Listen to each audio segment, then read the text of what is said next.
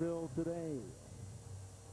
Jim Caldwell is in his third season. This team is coming off a 55-point loss on Sunday night down in New Orleans. And the Tennessee Titans have lost 2 consecutive games. Their first-year head coach is Mike Munchak. He was a longtime offensive line coach for former coach Jeff Fisher. We've had the flip. The Colts have won. Rob Baronis will be kicking it off for the Tennessee Titans. And deep back for the Colts will be rookie free agent out of Rutgers, Joe LaFage. It's the Colts and the Titans, 2 teams in this AFC South. It's wide open with no Peyton Manning. It's a wide open division. It is wide open. Of course, the Indianapolis Colts are not used to being in this position, looking up at everyone else.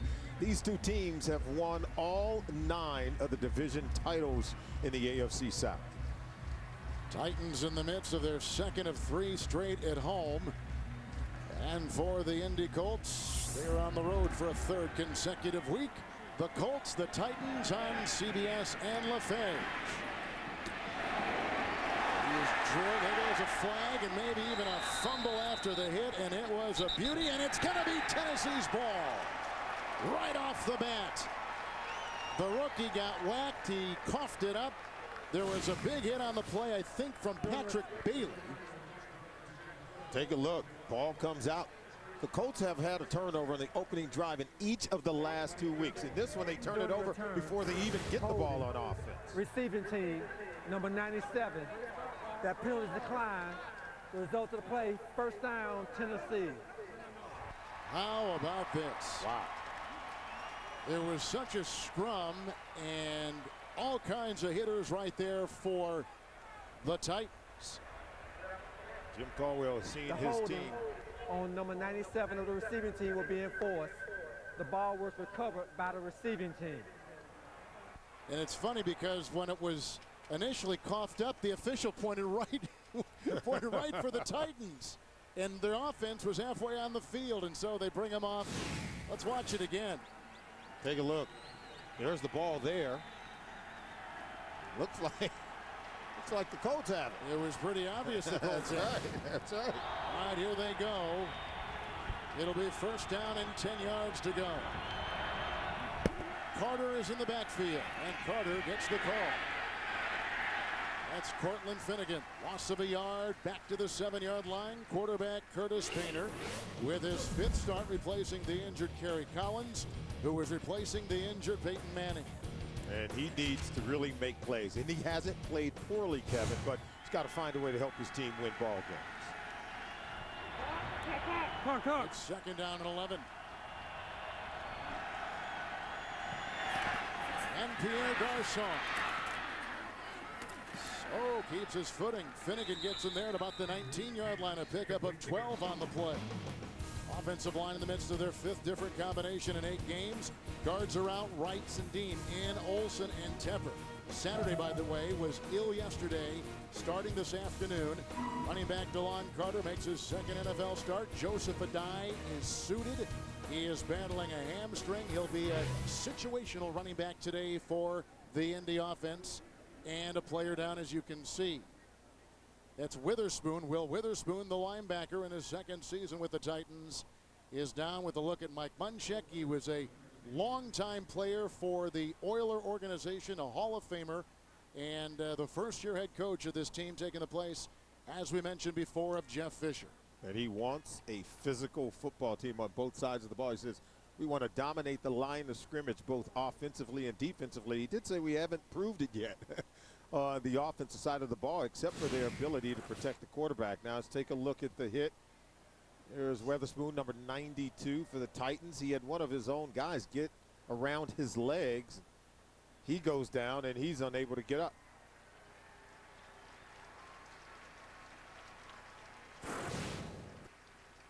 So he will leave, and you see the former Ram and Eagle and current Titan slowly coming off the field. They had a fumble on the opening kickoff that the Colts retrieved, but there was some confusion among the officials as they played that Tennessee had gotten the ball. Nonetheless, here we stand. And Painter's got a 1st and 10. McGrath takes the place of the injured Witherspoon, and a quick throw is incomplete, and they were looking that time for the wide receiver, who is Reggie Wayne. The Titan defense, they start a rookie in Casey, and Sean Smith was the free agent snag they got from Kansas City. Middle linebacker Barrett Ruud comes over as a free agent from Tampa Bay, where he led the Buccaneers in tackles, and a solid secondary led by 5-year starter Cortland Finnegan. It is 2nd down and 10. Linkenbach with the block at the left tackle. And they didn't throw to him once last week, but a good-looking catch right there in traffic by Dallas Clark. It's a gain of 9. Finnegan in the vicinity, and they're out to the 30. The Colts want to win on early downs. This will help them to be able to do it. Quick passes, get the ball out of the hands of the quarterback, Curtis Painter. And getting the ball to Dallas Clark is never a bad thing. I'll mark him at the 28, where it'll be 3rd and 1. Quick throw. And outside, Austin Collie, who is well behind his production of a season ago. Finnegan is there again. A gain of 10, a 1st down to the 37. And we're now seeing Curtis Painter in the no-huddle offense. This is something they will allow him to do. Jim Caldwell and his coaching staff really trust him to run this offense. And so you see him with the quick passes. I think at some point, Kevin, they're going to have to challenge this Tennessee Titans defense by throwing the ball down the field also. Witherspoon is still out, 5 in the secondary. 5 consecutive passes by Painter. 1st down and 10. Outside they go again, as you can see. And there is a reception by Reggie Wayne. It is a pickup of 8 on the play. One more pass reception. He'll pass Steve Largent for number 20 in the history of the league in receptions. He certainly is one of the best in our league, but this is the game plan for the Colts. Short passes over to Pierre Garçon. We've seen 2 to Reggie Wayne, 1 over the middle to Dallas Clark. And if you're the Titans secondary, you got to start coming and breaking on these balls and hope you can make a play. 2nd down and 2. They sneak through. Chasing them is Derek Morgan. And incomplete. He had Clark and he had Wayne and he had Garçon on that sideline. It'll now be 3rd down. And Kevin, we said that the Colts were going to try to become a primary run offense and put the game on the shoulders of the rookie running back, DeLon Carter. What do the Colts do? They come out and throw it on 7 straight plays here to begin the game.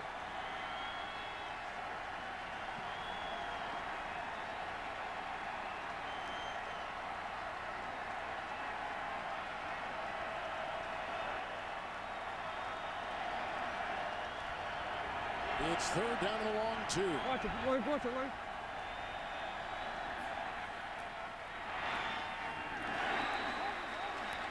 Alteron Ferner was guarding Reggie Wayne.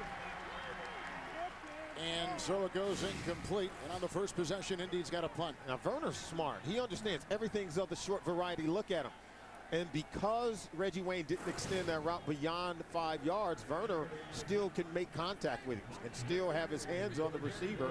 He was able to make a play on 3rd down to get the ball for his offense. Pat McAfee, who is number 8 in the NFL right now and punting at 48 yards per punt, will boom this, and Mark Mariani is deep back for Tennessee. And fair caught about the 15-yard line. Hang time of 5 seconds. A well-placed 39-yard punt. Here comes Matt Hasselbeck in the offense of the Tennessee Titans. Southwest makes the call. I can make that flight.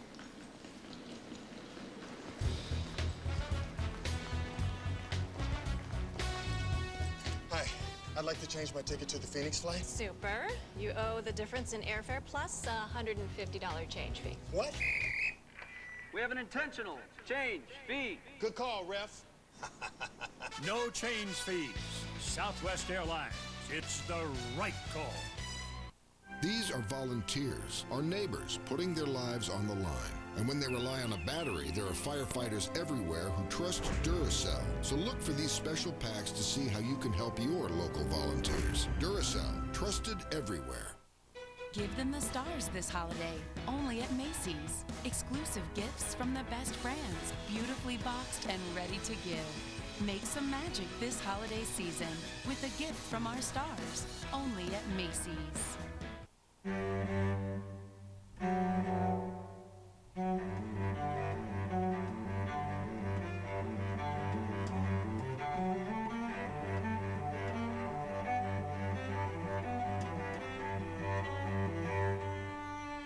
It works with people. It works with cars. The newly refined Acura TL. Aggression in its most elegant form.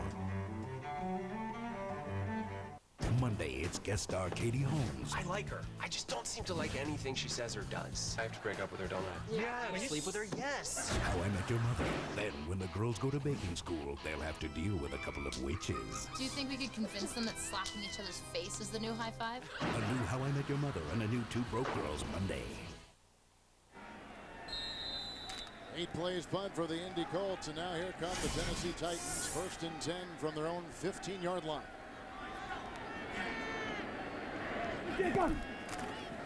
Hasselbeck. Nate Washington powers over there along with 3 others to knock him out of bounds. No gain on the play.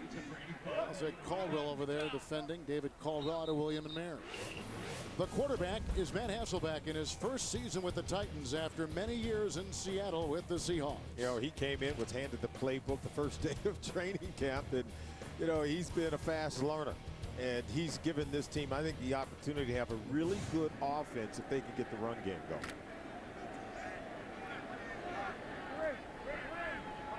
Second down and 10.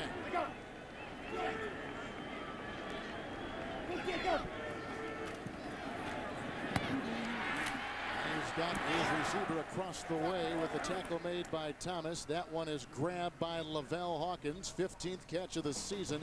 Gain of 8 on the play. The right guard, Jake Scott, had a neck stinger in practice Thursday. Didn't practice Friday. Starting for the 111th consecutive time in his career. Running back Chris Johnson's lack of production has been the topic, as we mentioned before. Today, Solomon, he goes against the number 31 Colt run defense. Expect him to get 30 touches in the game today. Hopefully he can get this Titans running game back on track. It's 3rd down and 3. Alert. 185. Terrence Johnson is the extra defensive back for the Colts, and here they go. Good-looking catch made, a first down. Damian Williams working on Gerard Powers. Corkscrews his way to the 49. It's a pickup of 27, a first down for Tennessee. Now watch Hasselbeck. He'll read the blitz, so he knows single coverage to the outside against Powers. It's a nice throw. Good adjustment as well by the receiver. It's just an excellent play by the Tennessee Titans. Damian Williams times it up, goes up over Powers. It made it look very easy, but it all started with the read and recognition by the quarterback, Matt Hasselbeck. So they get the first down on the pickup, 27, 1st and 10. Chris Johnson cuts inside. That was a nice, definite cut. It's a pickup of 5 on the play, and he was brought down in the secondary by Caldwell. Well, I know that they're going to be watching the play of Freeney and Mathis, especially Matt Hasselbeck, watching where those two defensive ends will come into play. The second-year linebacker, Anger, leads the league in tackles. He's out of Iowa, and the secondary has Kevin Thomas making his 2nd consecutive NFL start here this afternoon. It is 2nd down and 5. Alert.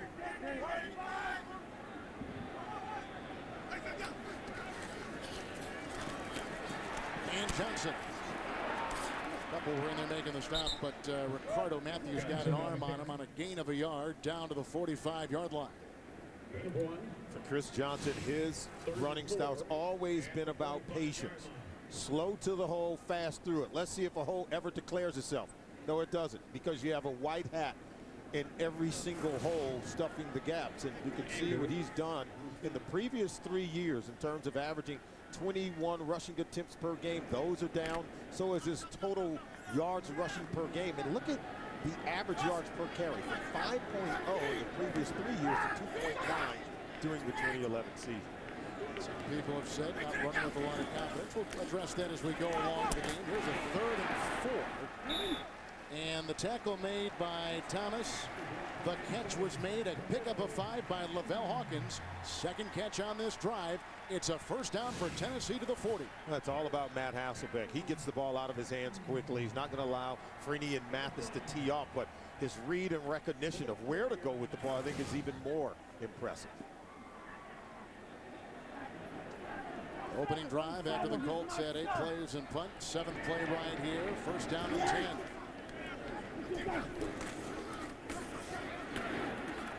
and bouncing off of Matt Hall, his lead back, and Wheeler and company bring him down. Also on that defensive line, Brayton, no gain on the play. Significant inactives. You see Gonzalez out, and that has been a story in Indy, his lack of production, lack of playing time.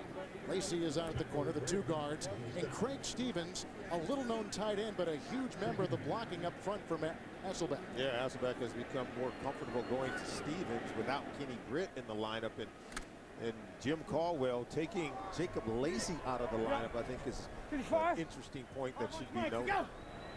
Ryan Ringer has come in, second down and 10. Ringer out of Michigan State.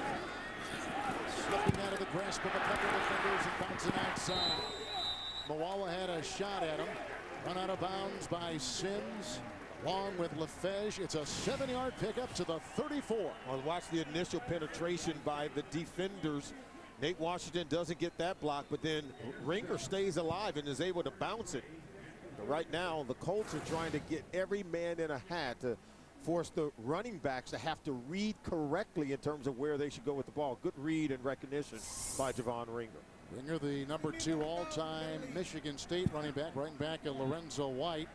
He's battled some back issues and seeing some time here on this opening drive. It'll be 3rd down and 3.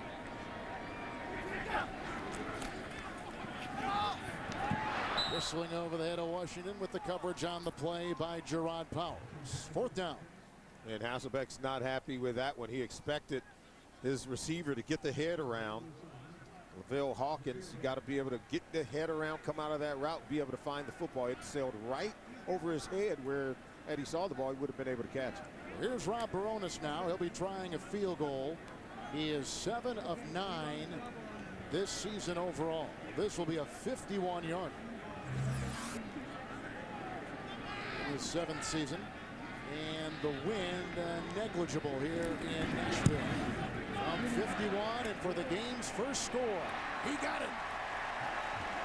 The big play on that drive was a pass to Williams for 27. Mike Bunchak applauding his kicker's 51-yard field goal.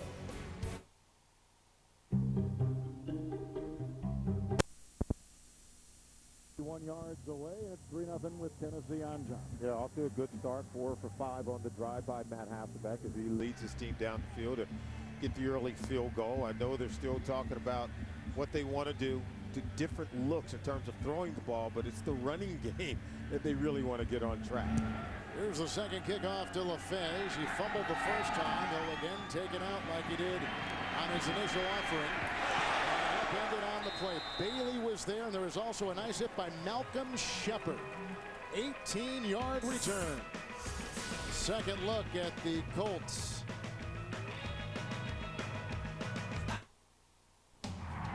AT&T and Verizon charge you extra for going over 2 gigabytes of data. T-Mobile slows down your data speed. With Sprint, you don't get charged extra and you don't slow down. And you get unlimited data, text, and calling to any mobile for only $79.99. The best unlimited plan wins. Make the most of unlimited data with a brilliant screen on a pencil-thin phone. Introducing the Samsung Galaxy S2 Epic 4G Touch. Aaron, you're all set. Great, thanks. Mike, thanks for doing that discount double check. You saved us hundreds. What was that? The discount double check? It's when we comb through your policies to make sure that you're getting all the discounts you deserve. No, I get that part, but you guys are doing my move. The discount double check move? It's my touchdown dance. So you're a dancer? No, I'm a quarterback. Oh, quarterback. After 3 neck surgeries in the last 19 months. Well, so much has been talked about with Peyton Manning. Yeah, this team has been built around him, and they've had great success with it. Look, 7 straight years of 12 wins or more, 9 straight trips to the postseason. His 115 wins over a 10-year period is the most in any decade by any team, and then 8 division titles. So I think it was right to build it around Peyton Manning. Look at the success that they've had with that philosophy. It's first down and 10. Here's DeLon Carter with a big hole.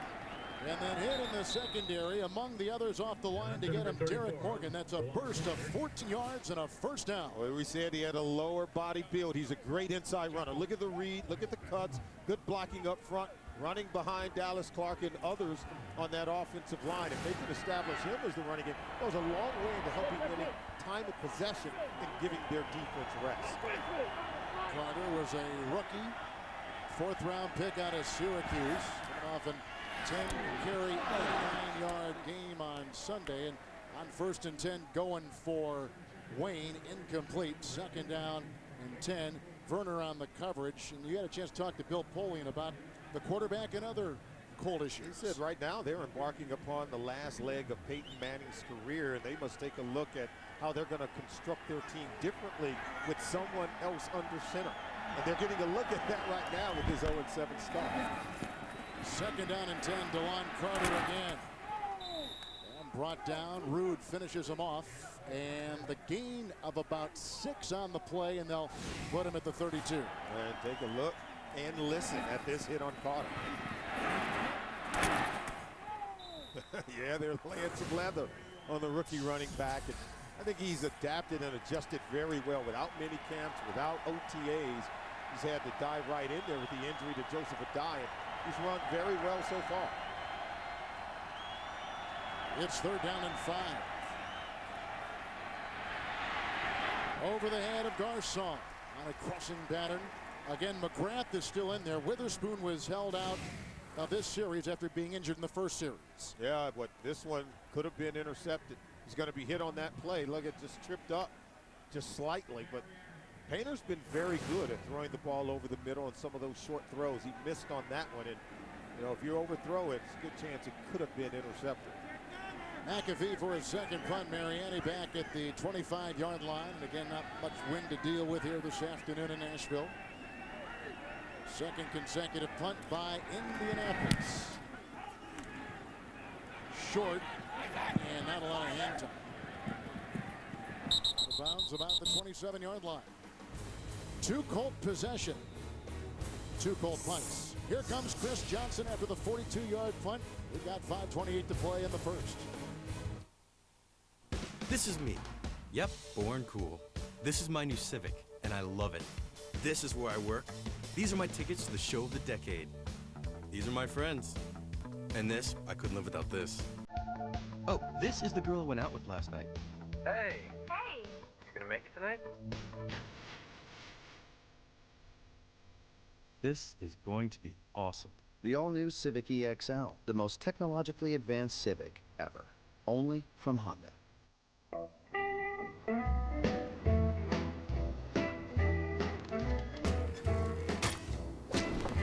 You've reached the age sponsor of the NFL.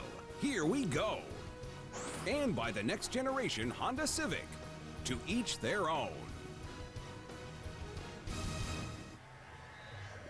Big topic in the NFL this week was Chris Johnson, the running back for Tennessee. Yeah, and everyone wants to point at him because of the long holdout. But remember, he's trying to get in sync. The offensive line is learning a new blocking style. So it's both the offensive line and the running back combined that's posed as the problem.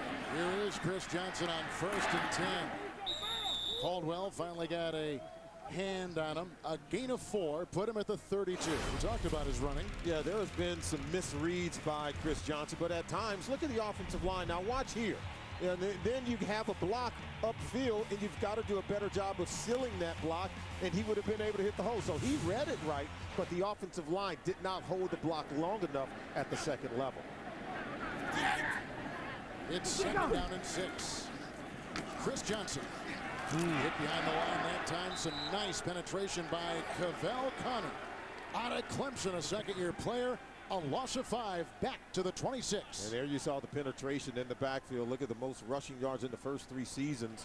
The success that he has had, along with Earl Campbell, Eric Dickerson, LaDainian Tomlinson, ranking right up there.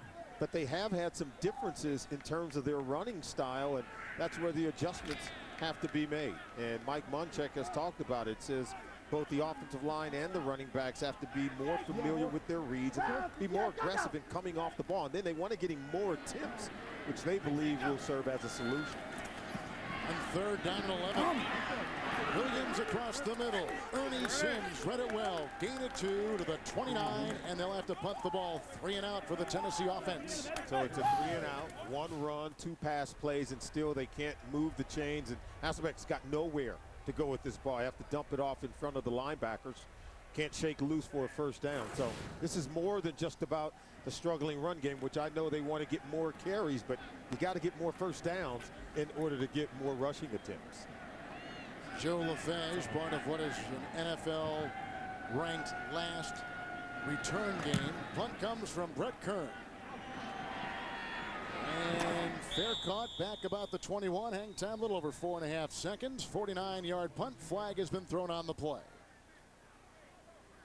Back at the 38 as Jerome Boger is heading this crew in Nashville this afternoon.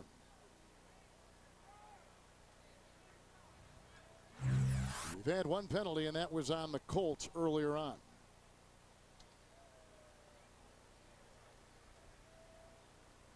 Jim Caldwell in his third year. There is no foul for illegal formation on the offense. We do have holding on the receiving team, number 92, number 52. Half the distance from the end of the kick. Indianapolis keeps the ball. First down. That's A.J. Eads, who was guilty there, cleared to play this week. He missed New Orleans with a concussion. So 3:28 to play in the first. And we are still being held by the crew on the field. I don't want to say we're held captive, but we can't take our commercial break. We can't do what we want to do until they figure out, what they're going to do. Coming off a 55-point loss, these Colts, who have had it twice, 8 plays punt, 4 plays punt. Third possession coming up. Hey Jill, you want to go to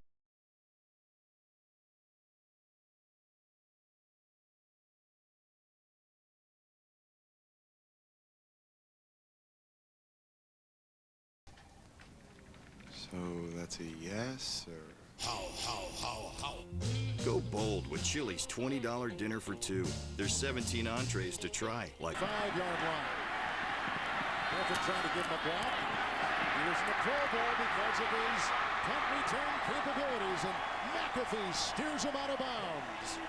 Good looking return at 28 yards, and terrific beginning field position for the Titans. You love Mariani. He can do it. Amazing race right there to him. And tonight on the Amazing Race, the teams travel to Africa, and for the former NFL star Marcus Pollard and his wife, it'll be an experience they'll never forget. A new Amazing Race. It's tonight only on CBS. 1st and 10 from the Colt 49.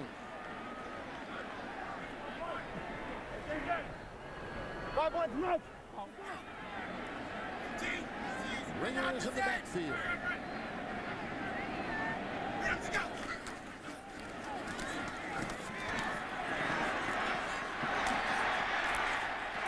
Freeney had a whack at him. Antoine Buffet had a chance to get him. He's down to the 42 and picks up 7 on that first down. And one thing you can't help but notice is Javon Ringer, 2 carries now, 14 yards. He just has a better feel right now. He was in training camp. He's been working in this new running style offense that Chris Palmer, the new offense coordinator, has brought over. And so he's been, I think, more effective, at least in the early going, more so than Chris Johnson has. As you take a look at the numbers, 2 carries, 14 yards, 4 times carrying the ball, only 1 yard for Chris Johnson, and here he goes again. And 2nd down and 4. Angerer among a couple to bring him down. Here come the boots. He got booed last week too. No gain. Yeah, but you have to look at one thing. Look at the penetrating white hats for the Indianapolis Colts. If you don't get the running back at least to the line of scrimmage, you're not giving him a chance. And so far, they haven't been able to get Chris Johnson back to the line of scrimmage. And I said it before, his is a patient running style. It's the same running style he had 2 years ago when he topped 2,000 yards rushing and had a 5.2 yards per carry average. Alert, alert. It's 3rd down and 4. Fez is the extra defensive back for the Indianapolis Colts. Here comes Freeney, and that is dropped. Chris Johnson dropped it. LaFage was defending. It's 4th down. Boy, Freeney was right inside the grill of Hasselbeck. Yeah, well, take a look at Freeney pushing just in the face of the quarterback, Matt Hasselbeck. He pushed Michael Roos, the left tackle, right in the face of the quarterback. So this ball has nothing on it as he's falling away as he's throwing that ball. Boy, and they squandered great beginning field position. A good pass rush can wreck your game plan every single time. Blair White out of Michigan State is deep back for Brett Kern. This will be his 2nd punt. Tennessee's on top on a 51-yard Barones field goal. This will be fair caught. At about the 13, flag has been thrown. Another flag thrown right about the 34-yard line. 30-yard punt. Jim Caldwell, everybody's feeling some heat in Indy, aren't they? Yeah. Top on down. And he talked about it. He says, hey, I can only worry about the things that I can control. And, you know, I can control some things, but not others. Holding. Receiving team, number 28. Half the distance from the end of the kick. Indianapolis keeps the ball. First down. So the Colts with the penalty as you take a look at Jim now in his third year. I mean, I think everything will be taken a look at by Jim Irsay, the owner of the team, after the season. Yeah, Caldwell said, hey, the things I can control is blocking, tackling, situational football. One thing he can't control is the fact that it was a surprise to everyone, according to Bill Polian, that Peyton Manning needed a second surgery. They expected him to miss 4 games at most during the 2011 season. Turns out he could be out for the entire season. That's certainly out of everyone's control. Carter's in the backfield on 1st and 10 into 1. Carter will get the call here. The secondary flag is down. Tackle made by Babineau, Jordan Babineau, on a gain of 4, out to about the 12. Doing the run, holding. Offense, number 81. Half the distance to the goal. Replay, first down. So you're saying they were unprepared for what Manning's neck injury and how long it would last? Yeah, they certainly were unprepared. They expected him to be ready. They were waiting for the effects of the initial surgery to heal, but when it didn't happen, then it caught everyone off guard. It caught the owner, Jim Irsay, off guard. It caught Peyton Manning off guard, and so the team tried to rally as best they could. They went out and signed Kerry Collins. That didn't work, and so they're trying to make the best of what is a bad situation. Remember, they built it around a quarterback who had started every single game over his 13-year career. Just saw the owner, Jim Irsay, assumed ownership back in 1997 at the end of 1. 3-0 Titans. Every place he goes, first down and 13. A lot of movement out there. We talked about the 2 new guards this week for the Colts because of injury. They got Olsen at the left guard, and they've got Tepper at the right guard. False start. Offense, number 63. Half the distance to the goal. Still first down. Well, we're going to show you the Colts special effect. Look, Peyton Manning, even last year with him in the lineup in 2010, look, the average field position was one of the lowest ranked in the National Football League. They had the most drives of 80 yards or more. Then time of possession way down, the same as this year. But Peyton Manning was so good, Kevin, he was able to overcome those deficiencies. Right now, Curtis Painter in the offense is not as good. Carter, it looked like there was a bad exchange with he and Curtis Painter. Loss of a yard, back to the 1. Jarrell Casey broke it up. And they're trying to run the ball much better than they did last year. In the previous 3 or 4 years where they've ranked near the bottom of the league running the ball. But, you know, Peyton Manning, we talk about one guy being so good. His presence affected all areas of this football team. Even though they weren't good in special teams, they've always played on the long field, but he could overcome it. Look at the field position they have now. They really struggle in these situations. Ronnie Brown comes in. He tries to carve out some yards. Can't find anything there. And once again, Jarrell Casey, who's a rookie and a 3rd-round pick out of USC, was clogging the middle. Yeah, they're playing on a long field. They're trying to hammer away with the running game. And Donald Brown is not the big slugger that DeLon Carter is. And right now, the Tennessee Titans defensive line, they're just teeing off on this offensive line and the Indianapolis Colts. They lack the power, I think, to morph into a different kind of football team. 5 defensive backs, 3rd and 15. Brown, who's been somewhat of a disappointment after being a 1st-round pick. Brought down by Jordan Babineau. That's a gain of 9. 4th down. They got about 5 to go, and they're going to have to punt once again. 3 and out. A little draw play here. Look, just hand up right up the middle. He nearly pops this one. The speed he has to get to the second level, look at right there, but the swarming Titans defense makes the tackle before he can hit the first down. You know, Solomon, that has been one of the issues, though, with the Colts. Their early round draft choices last handful of years have really not produced for them. I think the 1st-round picks, if you look at them, have not had the pop and sizzle that you would want. But those 2nd-round picks they have hit on. Guys like Bob Sanders and Dallas Clark. under it. 48-yard line of Indianapolis. That's going to give Matt Hasselbeck great beginning field position. Michael Griffin coming through. McAfee just gets this away early in the second quarter. There's a lot of talk out there about who makes the most dependable truck. Well, talk is cheap. Here's a fact for you. The Toyota Tundra received J.D. Power & Associates' most dependable large pickup 6 years in a row. The 100th game being played here inside this stadium, regular season, 1st and 10 after the 3-and-out by Indianapolis. Hasselbeck dropped by the tight end, Daniel Graham, longtime Patriot and Bronco, first-year Titan. Coming up on the Sprint Halftime Report, join JB, Dan, Shannon, Boomer, and Coach Bill Cowher for the latest NFL scores and highlights. That's coming up on the Sprint Halftime Report from our CBS studios in New York. 2nd down and 10.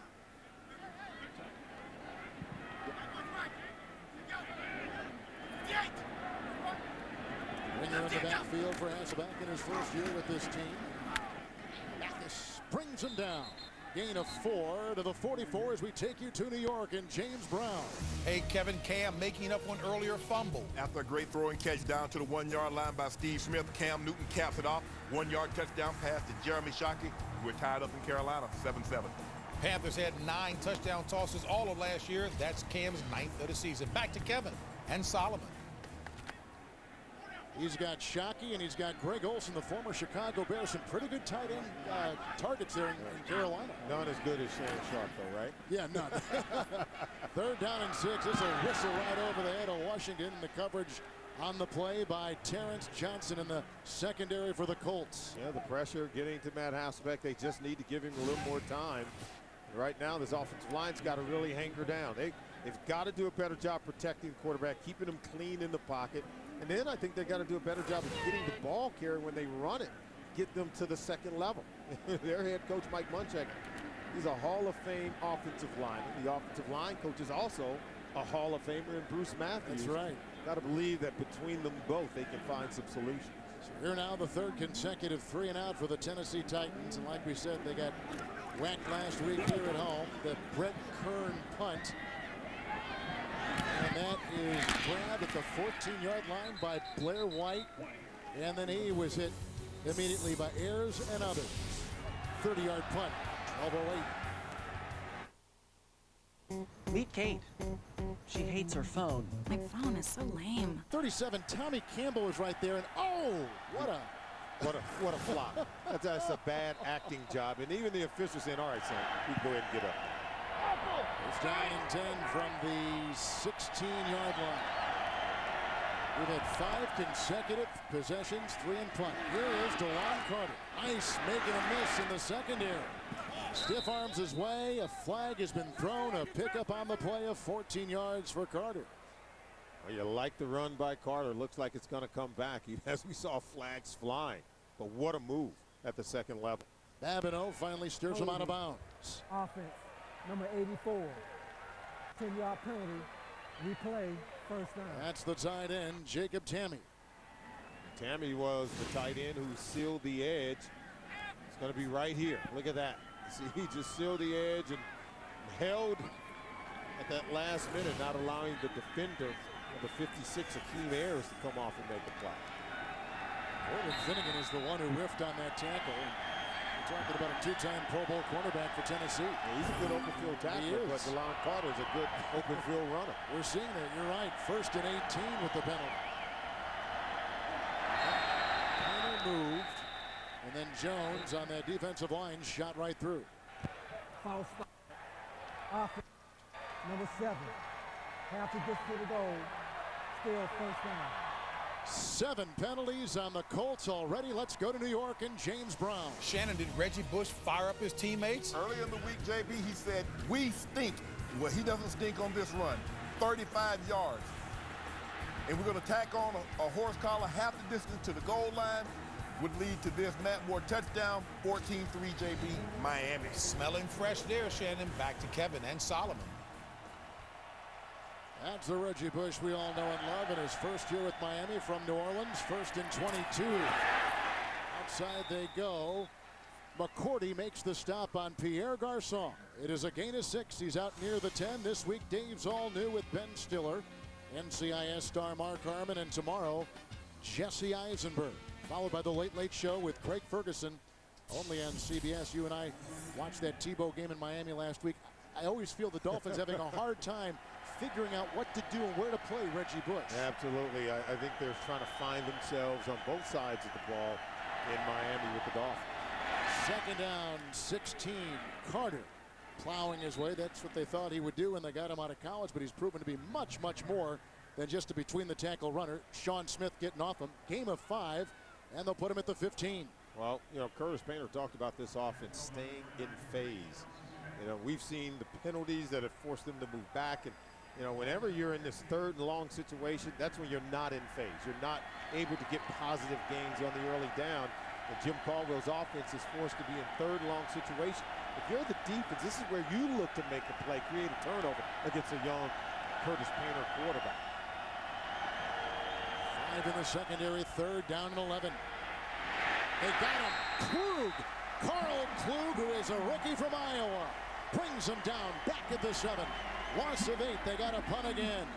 Whenever you can run stunts and you can loop around, watch Klug. He's coming right here, right up the middle. Just manhandles number 73, the offensive guard, just goes right over the top of him to get to the quarterback. 73 is Seth Olsen today, playing with a cast on his right hand. He's only played in 3 games prior to today. Didn't even play in that. It was blocked on the play. Blocked by Patrick Bailey. Recovered by McCourty. And that is a touchdown. Bailey, the ex-Steeler, with the block. And McCourty vacuums it in. There was a flag thrown in the end zone after the block and the recovery by Tennessee. The special teams for the Colts are amongst the worst in the National Football League. The previous punt was nearly blocked. This one is blocked. And they come right up the middle to make the play and block it. It looked like it was Patrick Bailey, 57, recovered by McCourty, as you said, Kevin. For unnecessary roughness at the end of the play. The result of the play is a touchdown, but the last play is under review. That is only the 3rd block punt league-wide this season, and for Pat McAfee, the 1st block punt of his 3-year career. They're going to look at it once again. 9:52 and fireworks here in the second.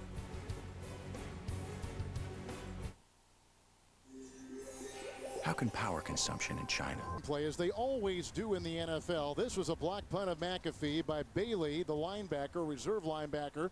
It was recovered easily by McCourty, the defensive back, and it should easily be a call that will give the Titans the lead further.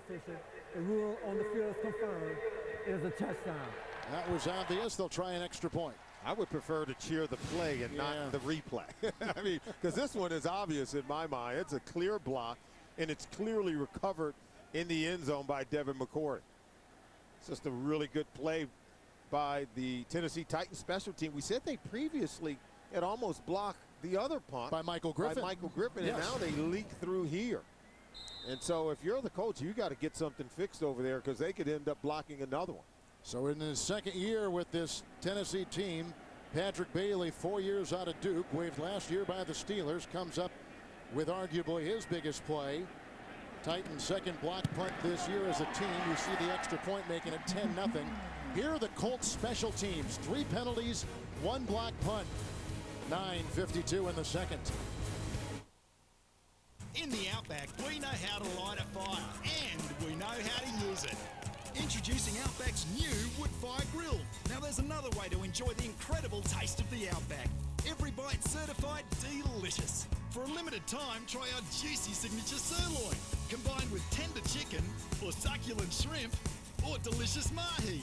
Served up with the flavour of our new wood fire grill and a side for just $12.99. So get fired up and get down to Outback. Establish connection. Give me voice control. Applications up. Check my email and text messages. Hands in position. Airbags. 10 of them. Perfect. Add blind spot monitor. 43 MPG? Nice. Dependability? Yeah. Activate dog. A bigger dog. Introducing the reinvented 2012 Toyota Camry. It's ready. Are you? We have to go now. We have more people to help. CBS Thursday. We got ourselves a witness. The Mafia wants him dead. You're in danger. How do I know you're not one of them? Because I'm standing in front of you, and you're still alive. Now, he's getting a new kind of witness protection. I help people, and you need help. It's a new episode. If I testify, I'm dead. You can't refuse. Can you get out? Let me get back to you on that. Person of Interest, Thursday, only CBS. The NFL on CBS is sponsored by DirecTV. Switch now and get a whole home DVR upgrade for free. And by New York Life Insurance Company.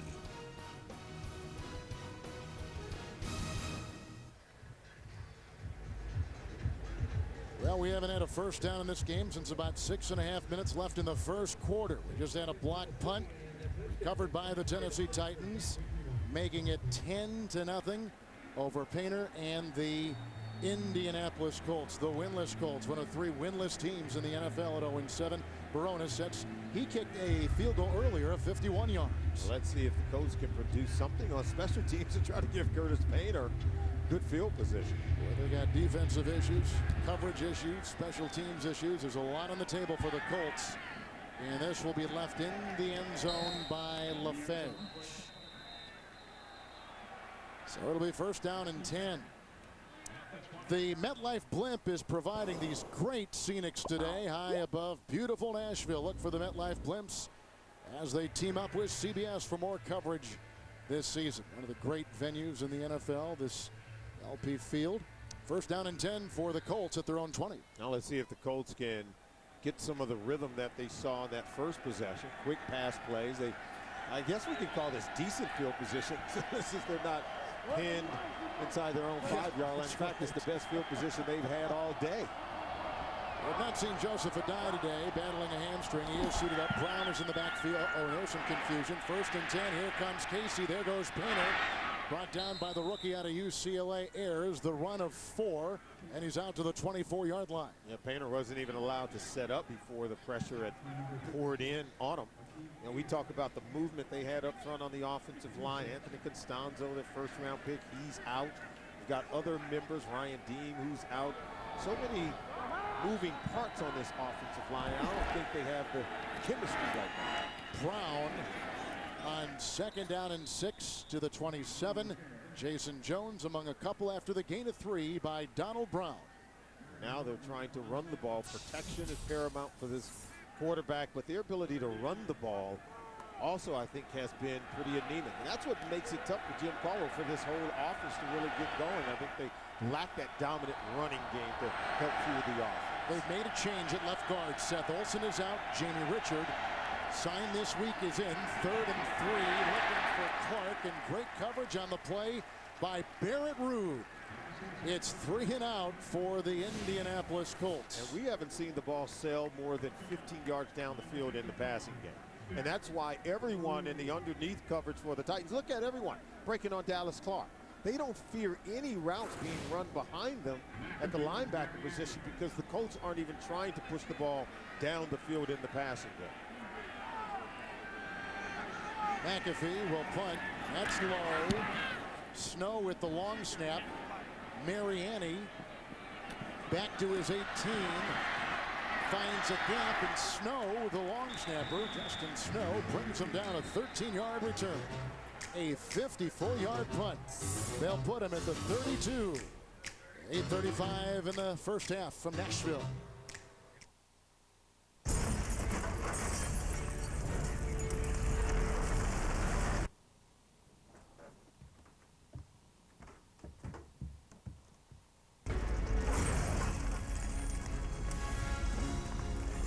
With DirecTV, you can start watching in one room, pause, and continue watching in any other room. Experience it yourself. Get your whole home connected for free. Don't just watch TV, DirecTV. I'm your blind spot. And my job is easy. Hide big things. You're good.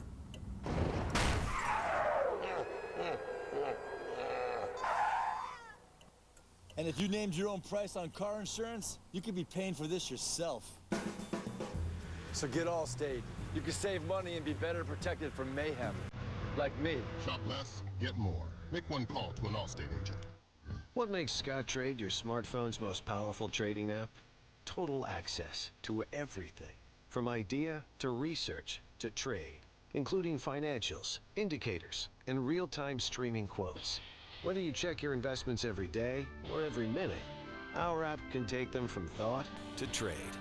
At Scottrade, $7 trades are just the start. Try our powerful mobile app.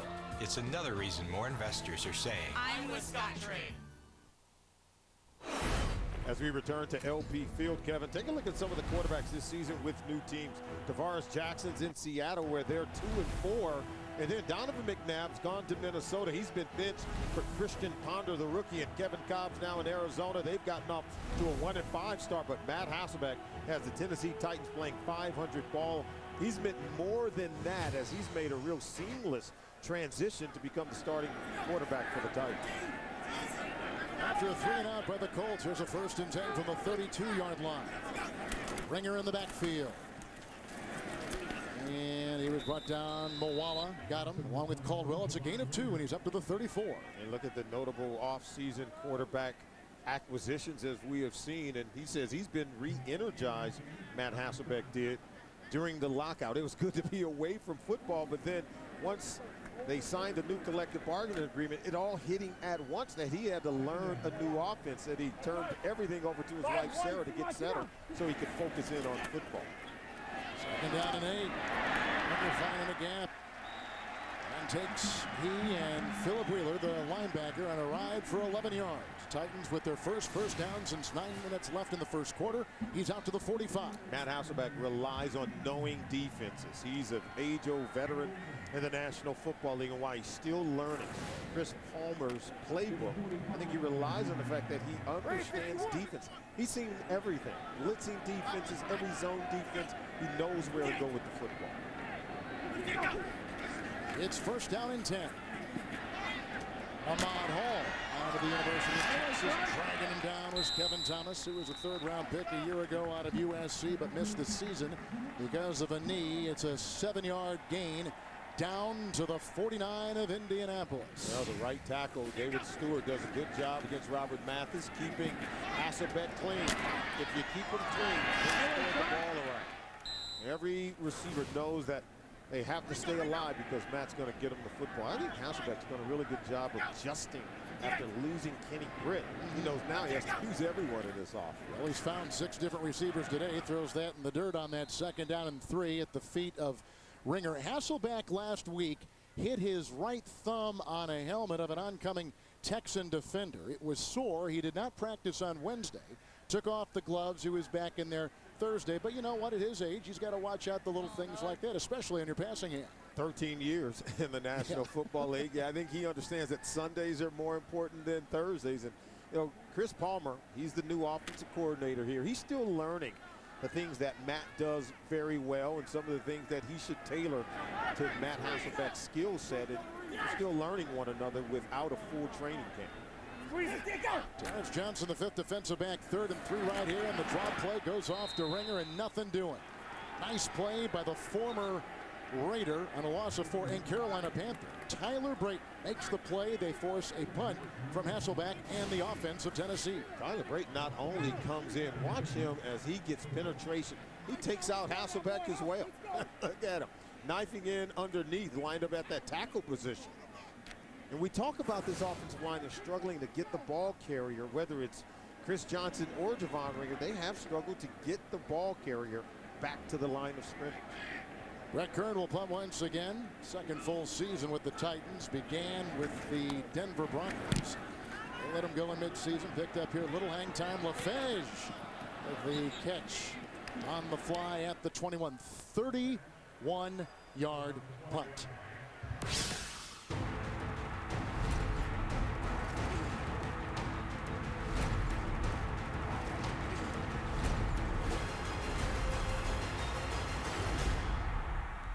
in the best college football conference in the country, the two best teams in America. Prime time on CBS next Saturday. That will be must-watch TV. Nick Saban, Les Miles, with some of the country's best talent that will be playing in this league someday. Yes. I can't wait to see that. Carter in the backfield with Painter. First down and 10. Nice time. Right on the screws. Garcon. Up to the 41. Brought down by Alteron Werner. It's a catch and run at 20 and a first down for the leading receiver for the Colts. And now we got something cooking for this Indianapolis Colts offense. You notice the protection. Time given to Curtis Painter, and then him pushing the ball down the field. I said they had to start taking some shots down the field throwing the football. Here's Carter on first and 10, brought down by Cortland Finnegan. It is a gain of about 4 up to the 46-yard line. Second and 6 at the 46. It'll be second down and about 6 to go. Garcon has flourished, it looks like, and he becomes the next wave of great receiver. First it was Marvin Harrison, then Reggie Wayne, now maybe Garcon. And great with the catch and run. I think it's suited to his abilities. Second down and 6, Painter looking for Wayne, knocked away with nice coverage by Alteron Werner. It'll be 3rd and 6. They're sitting on everything going short. Watch it coming in from the right side of your screen. And Werner's almost there before Reggie Wayne can get there. How about some double moves? How about some more aggressive pass patterns being run by this Indianapolis Colts offense? But it all starts with protection first. 3rd and 6 on the run. Klug is breathing down the trail, and it's incomplete. They were looking for Dallas Clark, the coverage by Gerald McGrath, the starter a year ago, and they got to punt the ball to the Colts. Injuries up front on the offensive line has forced them to move around a lot of people. When doing so, I think it really does hinder your ability to be aggressive in your play calling if you're Clyde Christensen, the offense coordinator for the Colts. I'm sure he wants to attack this secondary. Remember, this is a Titans defense that gave up 5 touchdowns in each of their last 2 ball games. McAfee had one blocked near the goal line and recovered in the end zone for a Titan touchdown. Watch this baby fly. Fair caught by Mariani about the 14. 7 Colt possessions, 7 Colt punts. Get scores and manage CBS Sports fantasy football teams on your mobile phone. To get the free app, simply call *CBS. Go to cbssports.com/mobile. The 11th total punt today between the Titans and the Colts, both suffering huge losses last week. I think if you're the Tennessee Titans, at some point you have to be able to assert yourself as you take a look at the first 7 possessions by the Indianapolis Colts. All have been punts. And very seldom have they been able to sustain a drive. 4 3-and-outs, and only on that first possession do they have 8 or more plays. Chris Johnson is in. Here's a first down and 10. Johnson. There we got a little block that time from Roos, the tackle. Works his way to the 25. 11-yard pickup and a first down. And here come the cheers. Getting off the bottom of the pile, David Caldwell. Well, they love him again, Kevin. Yeah. You know, he's been so good so early in his career. Look at him make the tackle. That's something he's been, I think, very good at. We showed it in our film review before the game. He knows how to make that unblocked defender miss. And off a 10-carry, 18-yard performance last week against Houston. First and 10, Caldwell drills him. From the secondary, it is a gain of 2. He's up to the 27. But, you know, he held out of camp, as we mentioned. He signed the big extension. People just expect more for a guy who's been over 1,200 rushing yards his first 3 seasons in the league. And he said he got a call from Steven Jackson, who went through the same thing, a long holdout, trying to negotiate a contract, and that Steven Jackson told him even before he came back, it's going to take you 5 or 6 games to get used to the speed of the game and get acclimated to the offense. Second down and 8. Hasselbeck winding up, and a catch made by Damian Williams. A flag was thrown. They led with the helmet. A 26-yard completion. Marked the ball to the 47-yard line. David Caldwell was the one to get him. What a catch. Wow, what a throw by Hasselbeck. And the accuracy and the timing, how he just fit this ball in coverage, I thought was simply phenomenal. I don't know what they expect the defender to do if the receiver's catching the ball in front of you on that play. Because I'm going to try to dislodge him from the football. Now, I'm not going for his head, but I have to make a vicious hit on him to try to dislodge the football. This is a violent and collision At the conclusion of a play, personal foul, unnecessary roughness, defense, number 25, blow on a defenseless receiver, 15-yard penalty after the end of the catch, automatic, first down. Was it Powers or was it Caldwell? Let's see. Let's take a look at it at the top of the screen. Go ahead and let it roll. But look at the protection for Hasselbeck. Now watch him squeeze this right there in the hole. Drop it in right over the top. Now he's defenseless. Yeah, now he didn't hit him in the head. To me, that's a legal hit. He hit him in the shoulder. You can hit a defenseless receiver, Kevin. You just can't hit him in the head. Well, the rule states you can't go for the head. He went for the shoulder. First down and 10. Underneath, Johnson drops it and recovered on the play by Jake Scott, the ex-Indy Colt player. That's the 8th penalty today against the Colts. And I know Jerome Boger announced Gerard Powers, as we saw, it was David Caldwell. It was Caldwell. Now, you played defensive back in this league for a long time, so you know. And I'm not questioning the officials. They have to make these judgment calls in a split second. But at the end of the day, the rule says that you can't lead to the head of a defenseless receiver. You can hit the defenseless receiver if you aim below the head neck area, and that was a hit below that critical area. Here's Johnson on second down and 10. Moala among a couple in there to make the stop for the Colts. No gain on the play. So the ball will stay at about the 33. This is why we're seeing, I think, quarterbacks throw for these high numbers because they're going to challenge the defense when they know the receivers can't be challenged physically. I think if you're Chris Palmer, the offensive coordinator for the Titans, start to throw even more down the field. What a throw again by Matt Hasselbeck as they face a 3rd and 10. They're going to need a play from him right here. Chris Johnson on this drive is run for 11, a 26-yard acrobatic catch by Damian Williams. As Solomon just said, 3rd down and 10 at the 32. Hasselbeck for Hawkins. Broken up beautifully on the play by Kevin Thomas. Got some help over there as well from Antoine Bethea. Well, Hasselbeck threw that one right into double coverage. Bethea comes over, should have intercepted it. The Colts have only had 3 interceptions all year, tied for 31st in the National Football League. I think there's only 3 other teams, Pittsburgh, Cincinnati, and the Dolphins, who have fewer interceptions than the Indianapolis Colts. So here is a 50-yard field goal try by Rob Baronis. Pro Bowler back in 07. See that he's knocked one in from 51 yards away. And to extend the lead, it's got the accuracy and the distance. 2 50-plus yard field goals by Baronis. A block punt. And it's 13-0 Tennessee. Let's see if we can get one past the defense. Hut, go! Here it comes! Their favor. We've seen a couple Colts games here over the last couple weeks.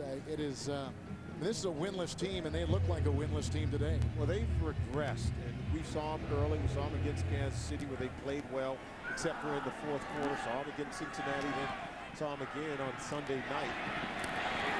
And I think some of the starters come out of this team. I think they're beginning to wither, and I think one player, I know we keep talking about it, Peyton Manning, he does make that big of a difference with this team. Fez with that 18-yard return. You see some of the numbers with today's game. And so now here are the Colts, and Curtis Painter, who went to Purdue. He's really the 3rd guy because they played him in the preseason, didn't like what they saw, and they got Kerry Collins, who is living, ironically enough, here in Nashville pursuing a music career. I played with Boomer Esiason as our quarterback in Cincinnati. When Boomer was under center, we all took the field believing we could win. With some other guys, I'm not so sure we had the same path. Here's Painter on 1st and 10. He had Brown in the backfield, and he's got Austin Collie on the other end of that throw. He's out to the 17, and he picks up 4, and Finnegan was on him. And I think early on these guys did believe in Curtis Painter. And I'm not saying they no longer believe in Curtis Painter, but I'm saying they believe even more greatly in Peyton Manning. When he's on the field, they know they can win every single game. Here's Dallas Clark on 2nd down and 6. Brought down about the 38-yard line. He was hit there by Rude and by Babineau. 21-yard pickup. First down. The 2-minute warning. To Dallas Clark, a first down. To the 38. Brown in the backfield. 5 in the secondary for Tennessee.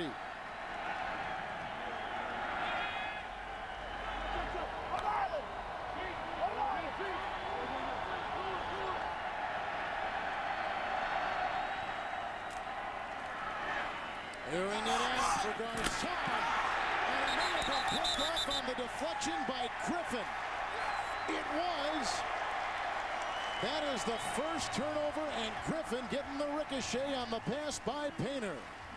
The two-time Pro Bowler out of Texas. The accurate critique of this play. Good throw by Painter. And look, Garcon right off his hands.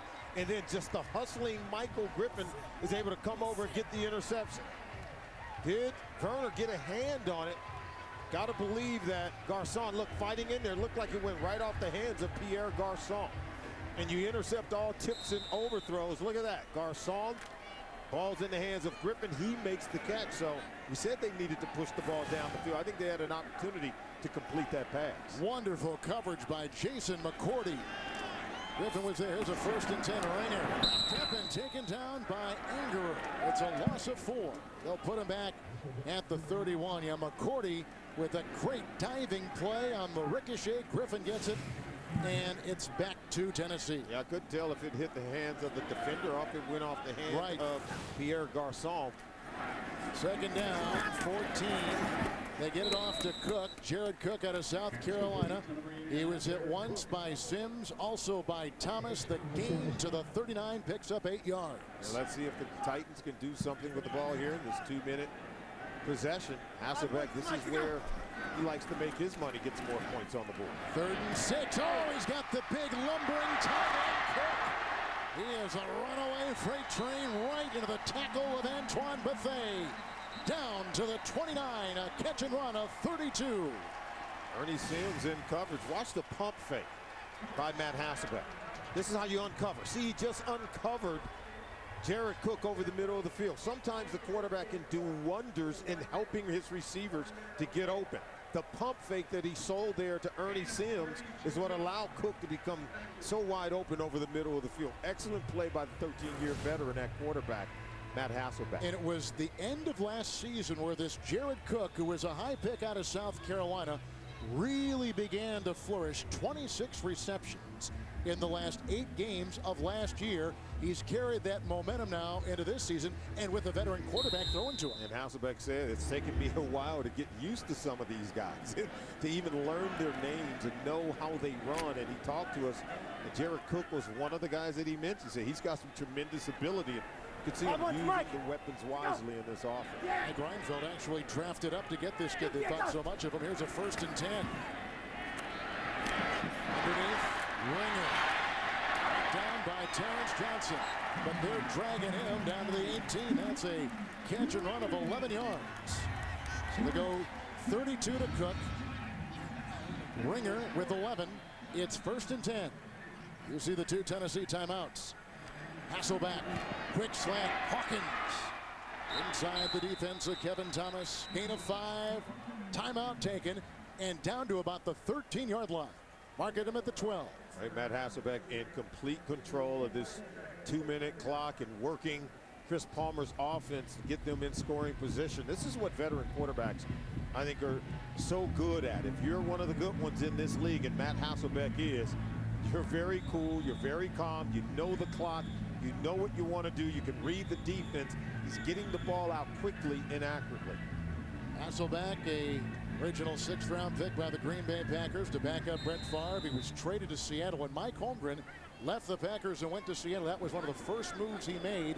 He was a 3-time Pro Bowler with the Seahawks. Took the team, the Seahawks, to a Super Bowl back in 05. He learned under Andy Reid, yes, Mike Holmgren, and Mike McCarthy. That was some good coaches to learn under.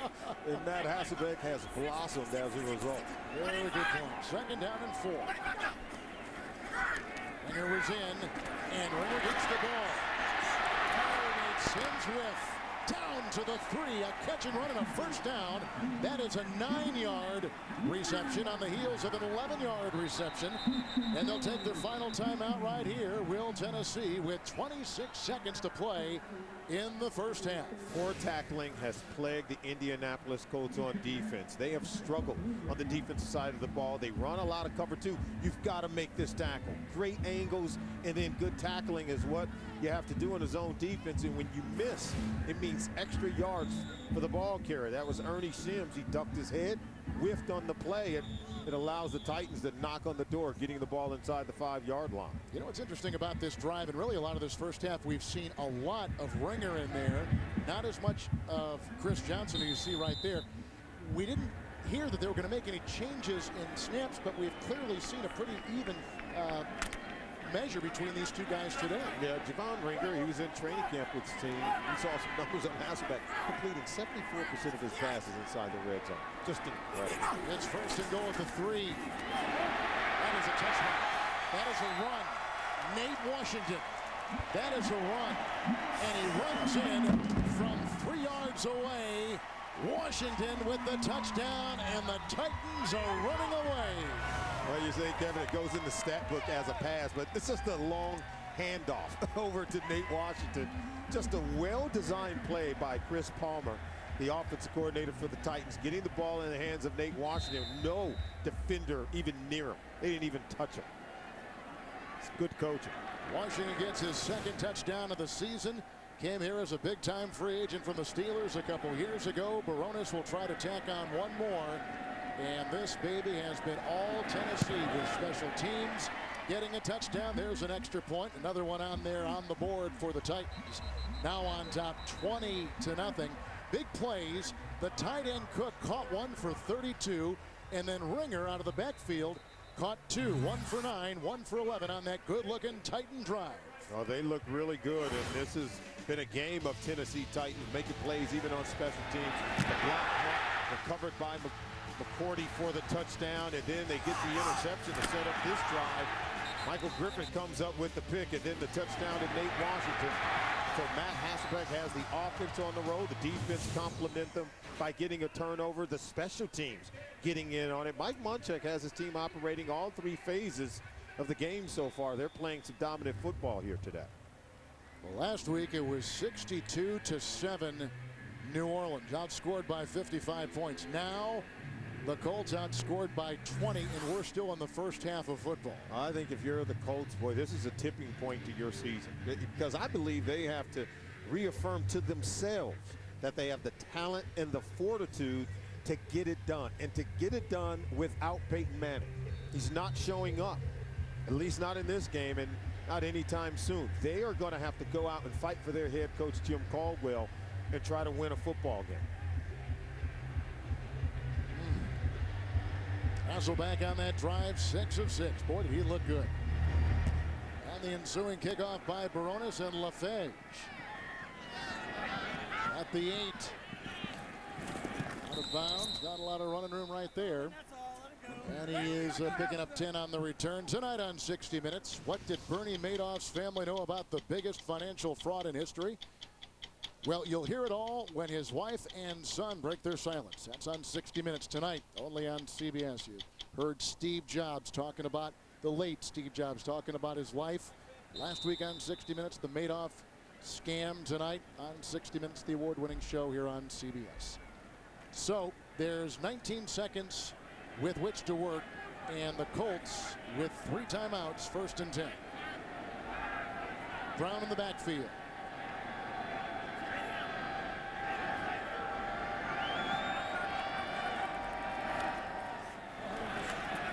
Handoff to Brown. We mentioned this earlier, but Seth Olson was taken out a little while ago. They've been going with other players, namely Jamie Richard at that left guard. All kinds of issues. The 5th offensive line combination for the Colts in 8 games, which has been tough to stomach for Jim Caldwell and his quarterback Curtis Painter. Now they find themselves down 20-0 at halftime. You're watching the NFL on CBS. Halloween Monday. Want to see something really scary? Recovery for touchdown. We talked about them dominating on the special teams for the Indianapolis Colts. 8 penalties for the Colts, 1 block punt, and 1 turnover. So the Colts have a lot of room for improvement here in the second half. The Titans will be receiving to start the second half here in Nashville. And deep back, they've got Mark Mariani. We told you before he was in the Pro Bowl a season ago with his punt returning, and his kickoff returning was top 10 in the NFL. And the kickoff by McAfee, and he'll let it sail over his head, touchback to the 20-yard line. It'll be a 1st and 10 on the touchback by Pat McAfee for the Colts. He is now in his 3rd year out of West Virginia. Well, momentum clearly right now, Solomon, in favor of the Tennessee Titans. Oh, absolutely. And I think they need to pick up where they left off. More importantly, need to get that running game going. That's one area where they can continue to improve in the second half. Remember, 30 touches for Chris Johnson. Want to get him more carries. And right off the bat, 1st and 10 handoff. Philip Wheeler out of Georgia Tech brings him down near the 26 and a gain of 6 by Chris Johnson. Both quarterbacks playing a role for their football team, but by and large, Matt Hasselbeck playing a much bigger role. The one interception by Curtis Painter has been costly, led to a touchdown for Matt Hasselbeck in his offense. It's 2nd down and 4. Here comes Chris Johnson, and brought down by Antonio Johnson, originally a 5th-round pick by this Tennessee Titan franchise. It is a gain of 3, and he's up to the 28. Slanting defensive line. Watch everyone just slants to the right side, and you can see him, Antonio Johnson, 99, coming right down the line to make the tackle on Chris Johnson. Last week he had 10 carries for 18 yards, so an improvement, but he's got to get more than 10 carries. He's got to get 20 to 25 carries over the course of the game. In right now is Jamie Harper. On that 3rd down and 2, and Harper's a rookie out of Clemson. He is a 4th-round selection. No gain. They stop him right there. 3 and out. 3rd down and 2, and the 235-pound running back Jamie Harper cannot execute. You see the first half possessions for the Tennessee Titans. They were slowed a little bit. Got a field goal on that first possession, and then 4 consecutive possessions where they had to punt the football. But you see they got it going on the last 2 possessions where they had the field goal and then the touchdown. Brett Kern out of the University of Toledo will punt this ball on the second half possession for the Titans, and deep back is Joe LaFage. He'll run it from the 31. And from behind, he was brought down on the play by Chris Hawkins out of LSU. And Bailey, 6-yard return just into the 3rd quarter. Southwest makes the call. Okay, game time decision. You gonna stand for another one of their $150 change fees, or are you gonna fly Southwest?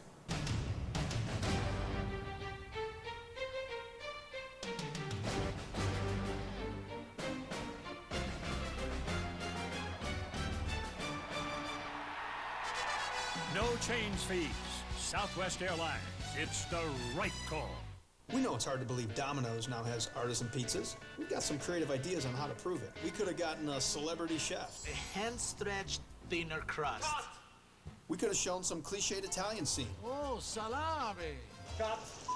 We could get a talking walrus that looks like Abraham Lincoln if we thought that would convince you. It's an ad. Look, there's nothing we can do to prove how good our new artisan pizza is. So we're just going to offer it for $7.99.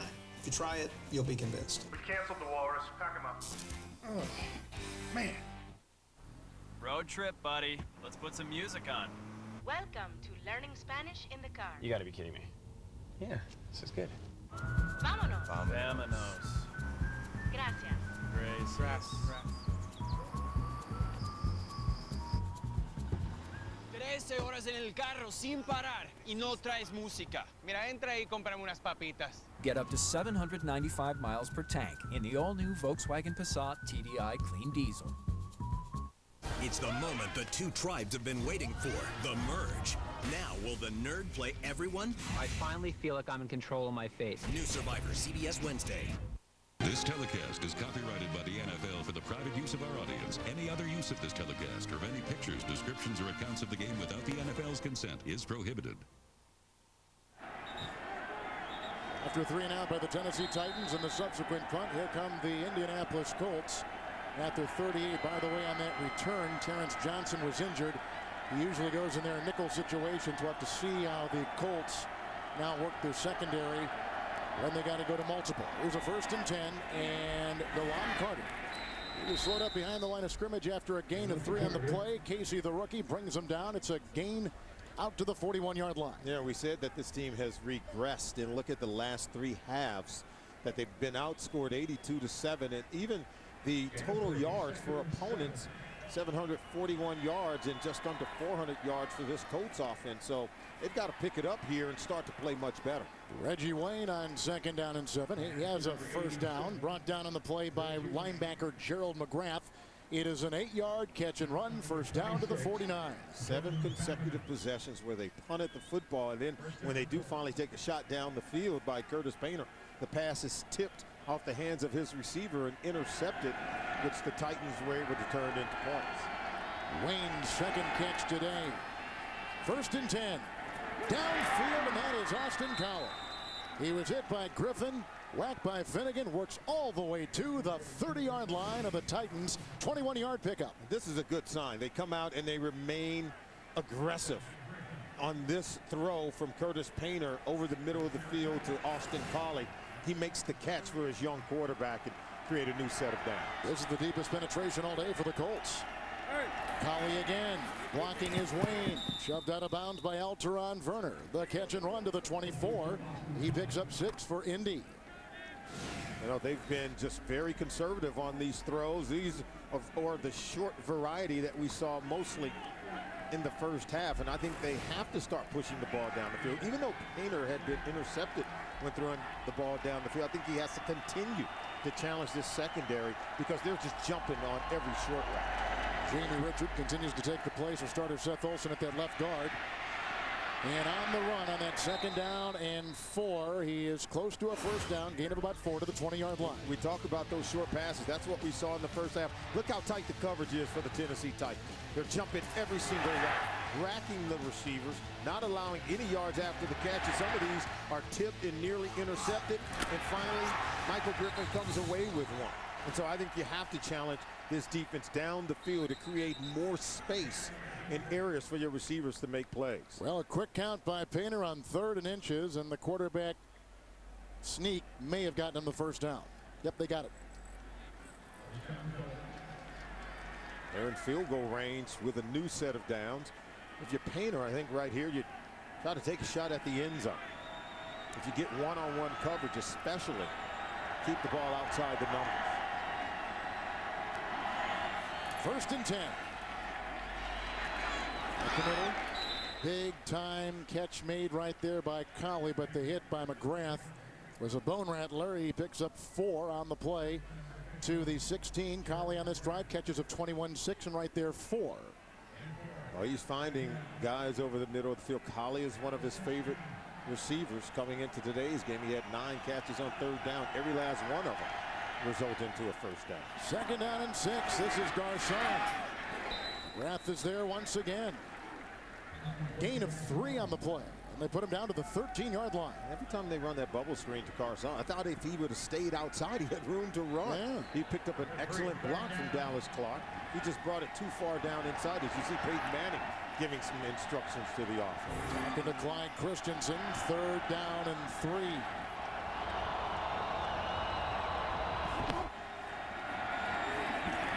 And DeLon Carter, submarines to the 8, has the 1st down. He picks up 4. And nice momentum here on a 1st and goal for the Indianapolis Colts. I really like this DeLon Carter. I love the way he attacks the line of scrimmage. He runs hard, he's low, good balance. You see Mike Monchek looking at his defense, hoping they can get a stop. Right now, the Colts have come out, looked really good here in the 2nd half. Morgan made that last stop. 1st and goal at the 9. Oh, knocked away right in his face. Klug. Big old Carl Klug, a 2-year starter at Iowa. 2nd team Big Ten, 5th round pick, knocks it away. Look at Klug. He's been a presence in the backfield of the Indianapolis Colts. Number 61, Tepper can't handle it. 5 defensive backs, 2nd and goal at the 9.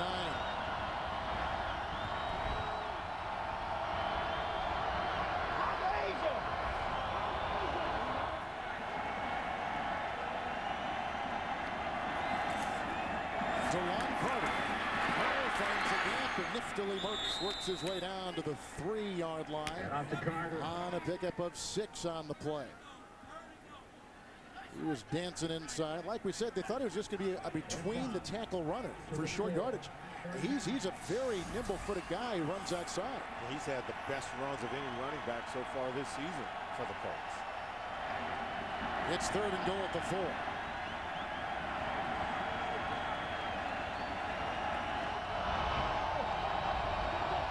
And he's on to the play clock, as you can see, down to 10. Short play of the drive.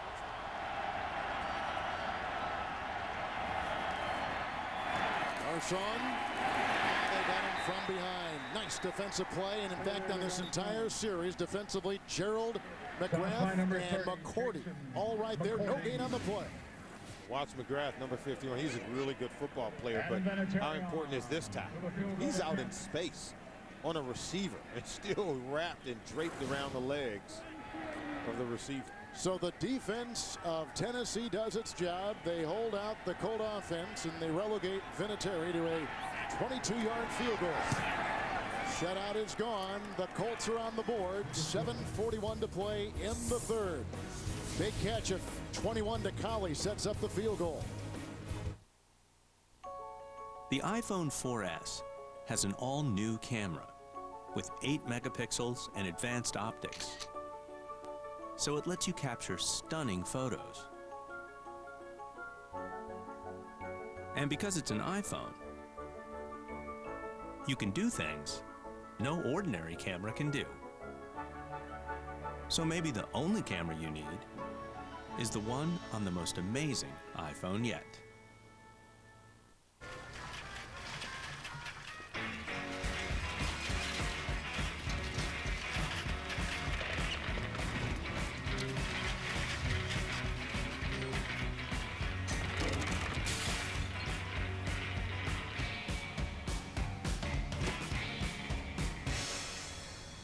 Peace of mind of owning a 2011 IIHS top safety pick, the all-new Volkswagen Passat. At USAA, we believe honor is not exclusive to the military, and commitment is not limited to one's military oath. The same set of values that drive our nation's military are the ones we used to build USAA Bank. From free checking to credit cards to loans, our commitment to the military, veterans, and their families is without equal. Visit us online to learn what makes our bank so different. USAA, we know what it means to serve. The NFL on CBS is sponsored by Southwest Airlines. Find our fares online only at southwest.com. McDonald's, I'm loving it. And by FedEx. FedEx does more than shipping. FedEx, solutions that matter.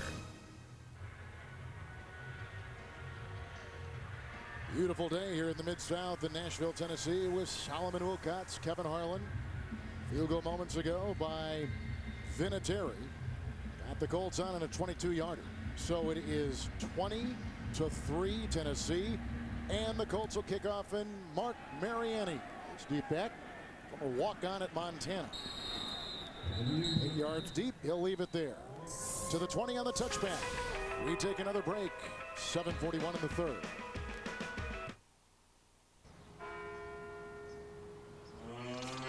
Agents, name these critters. These are the sweet little animals that run into the road and cause car crashes. Deer alone caused billions in damage. So what do?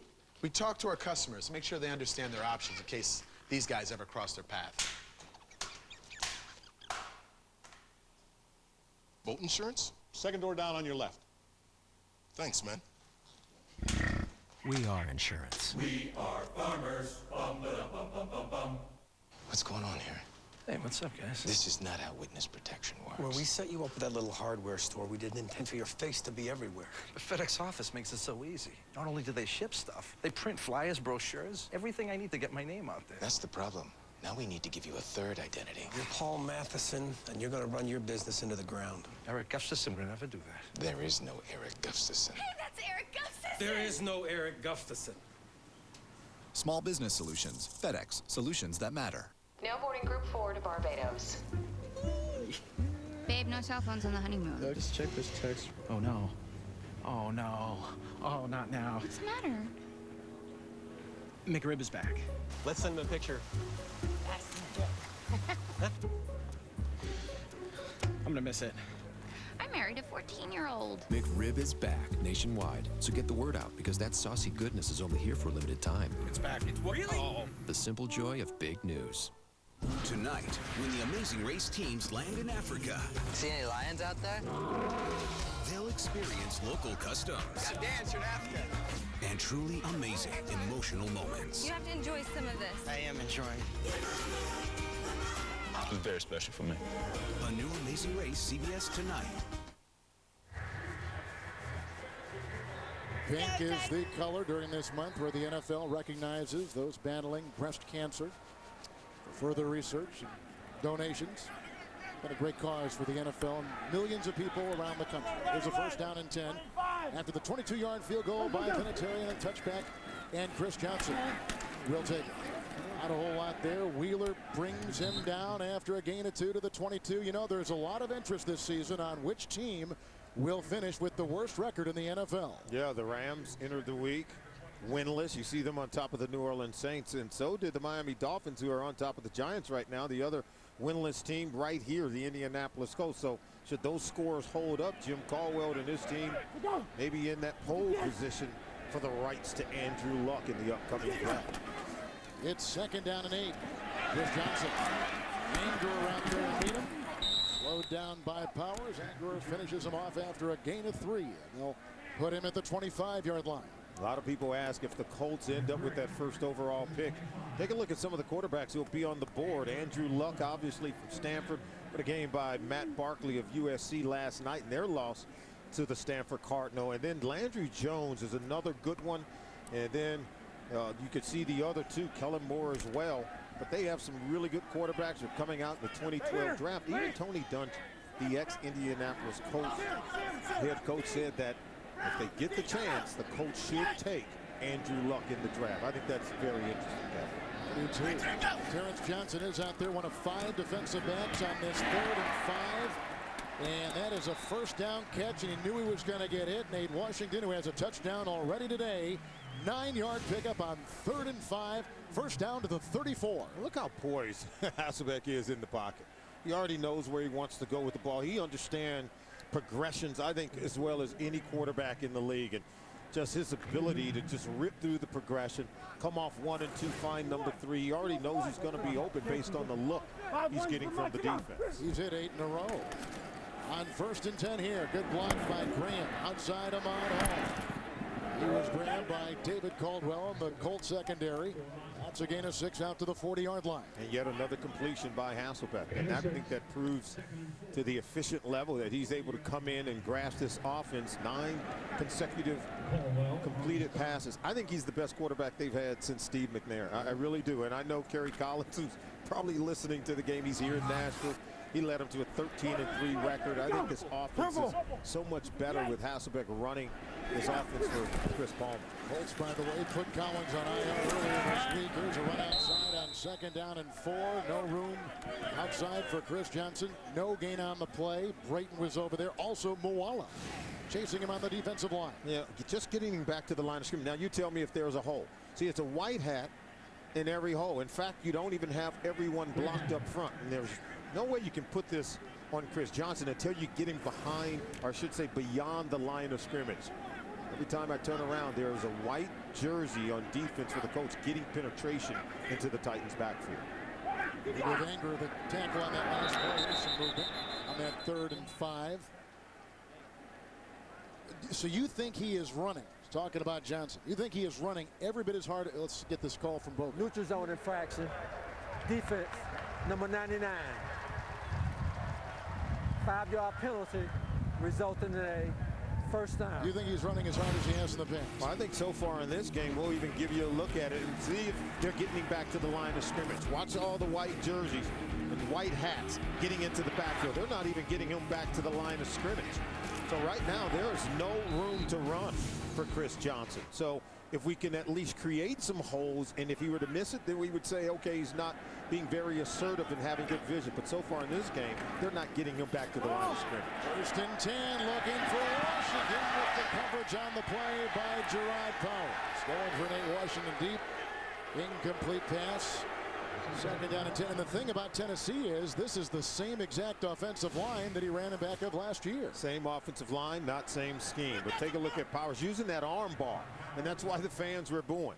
Because that left arm seemed to be inhibiting the receiver Washington from getting to the football. How about opposing quarterback, Solomon, against this secondary? They've completed 73% of their passes, 14 touchdowns, 3 picks. With the quarterback rating, opposing quarterbacks against the Colts of 113 a game. That's phenomenal. The league average is around 60%. Look at Johnson now getting back to the line of scrimmage and beyond.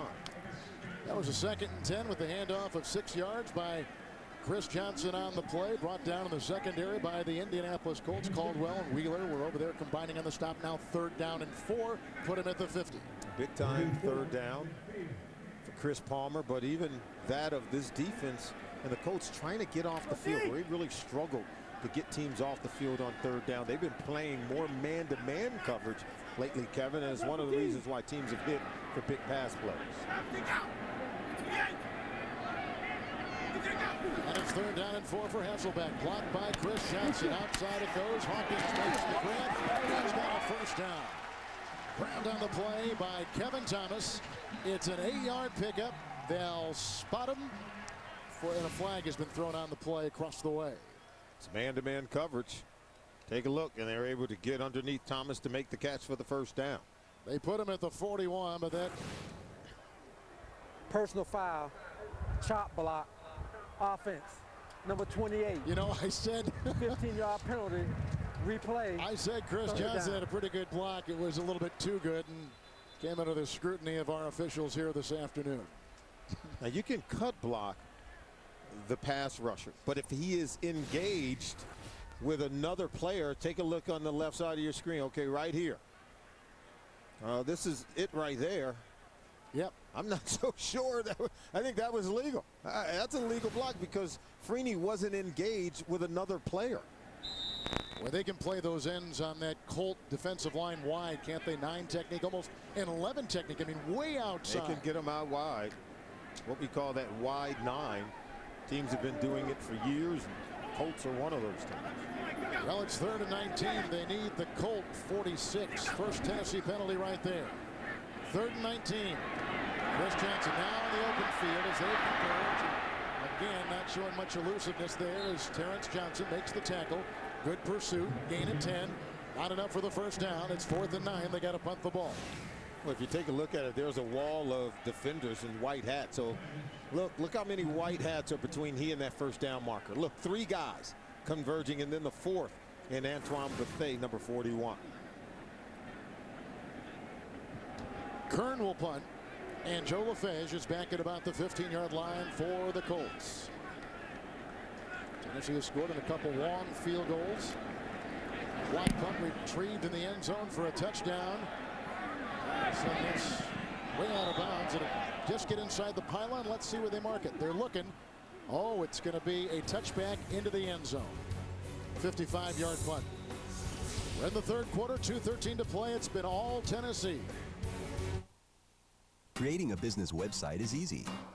Whether you're a lawyer, a photographer, or a beauty salon.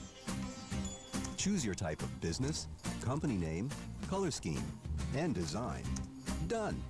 Customize your site with your own text, pictures, and logo. Customers will find you everywhere. Choose from over 200 industries. 1-in-1 My Website.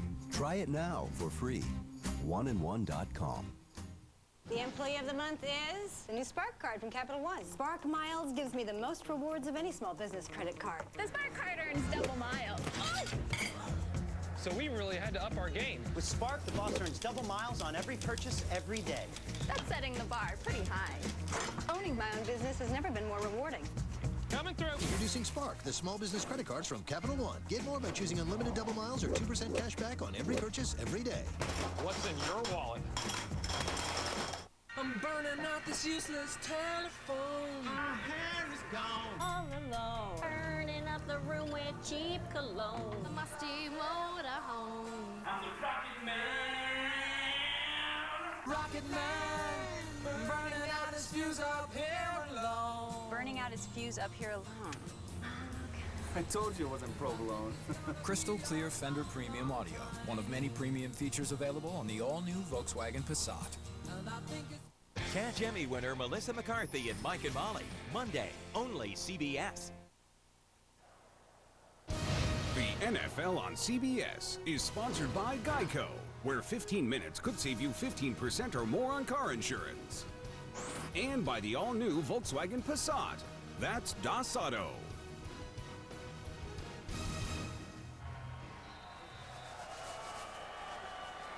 Even Catwoman is here.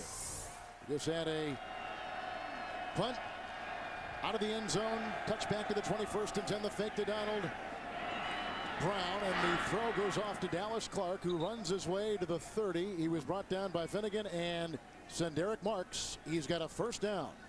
Gain of 10.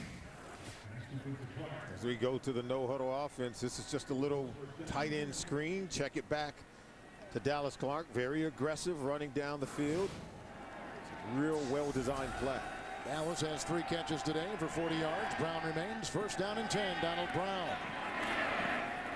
Out his way by Derek Morgan. Picks up a couple. He's out to the 32-yard line. For more than 30 years, it's the show the pros watch. NFL films, highlights, hard-hitting analysis, and the best team in football.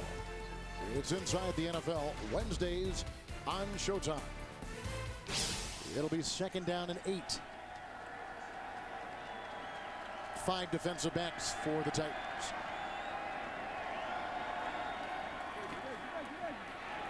Whacked as he threw, going deep for Wayne. And they brought Rude up the middle. Barrett Rude coming in from that middle linebacker position. He's able to get right into the face of Curtis Painter. Look at, they pinch the edges and Rude up the middle, forcing the early throw before Reggie Wayne could release and detach himself from coverage.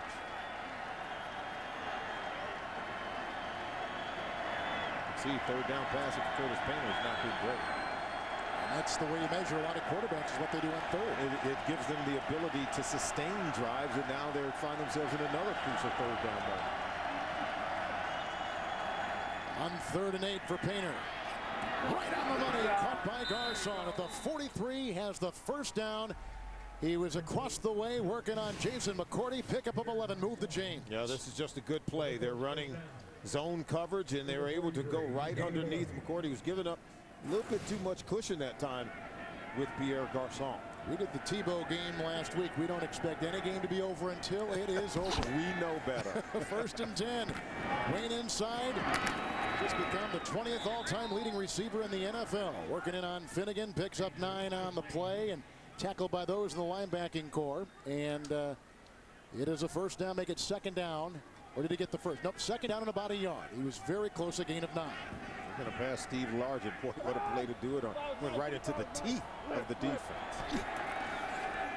Brown on second down and 1. Brought down behind the line of scrimmage. Hit on the play by Klug. And still shy of the first down. I thought Donald Brown just did a poor job of running. And you can see Jim Caldwell, he's screaming at him. Hit the hole. He was chopping his feet. And all you had to do was just plunge toward the line of scrimmage. There's nothing to read there. All you need is 1 yard to gain if you're Donald Brown. It's nothing to read. Just be aggressive and attack the line of scrimmage. On this drive, Painter is at Clark for 10, Garcon for 11, Wayne for 9. It's 3rd and 1. They will measure as we close out the quarter. Getting some fire from Jim Caldwell, aren't we? Well, people have asked for that. They say, you know, you can be stoic for just so long on the sideline. That's not his nature. Yeah. But maybe that's what a team needs sometimes. Well, he's going to be himself. I don't think he's really trying to appease anyone there. I think he saw his running back. See how upset he is? He was like, are you kidding me? Watch the feet and the footwork of Donald Brown. Watch him pattern. Watch him, see, hesitant right there. What is that? You've got to hit it. And that's what Jim Caldwell was saying. He was like, there's no way we should be in 3rd and short situation. We should have picked up the first down. He is not happy about that play. Well, that's the #1 draft choice, who, as I mentioned back in the first half, has been a disappointment for this Colts team. Well, Donald Brown's got to understand what we call situational football. It's 3rd and 1. You're not trying to hit a home run on that play and break for the big one. You're just trying to get 1 yard. And I think the blocking was good enough where he should have gained the 1 yard. All right, 3 quarters in the books here in Nashville, and through 3, the Titans on top by 17 over the Colts. 4th quarter on deck here on CBS. Ruth Madoff is his wife, Andrew his son. What are they willing to tell 60 Minutes about Bernie Madoff? Everything. Their first television interview tonight on 60 Minutes. Simon Baker stars in The Mentalist, Thursday, only CBS. You are watching NFL Sunday Ticket. The Johnsons, right? Yeah.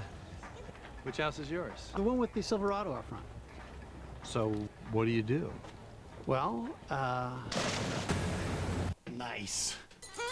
And Bingo was his name.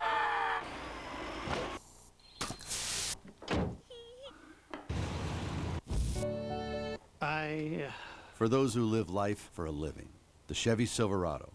From worksite to home front, Chevy runs deep. So, you didn't get a Miller Lite? No, what's the difference? Miller Lite has more taste. I don't care, I just got one of these. Well, that's the second unmanly thing you've done today. What was the first? Hey guys! I'm on a scooter! Yeah, that was unmanly. Man up and choose Miller Lite. We add hops not once, not twice, but 3 times. Brewed for that great Pilsner taste. Hey, Ricky! We ride together. What's up? Do you know how you will react when someone changes lanes without warning? Or when you're distracted? When you're falling asleep at the wheel? Do you know how you'll react? Lexus can now precisely test the most unpredictable variable in a car, the driver. When you pursue perfection, you don't just engineer the world's most advanced driving simulator. You engineer amazing.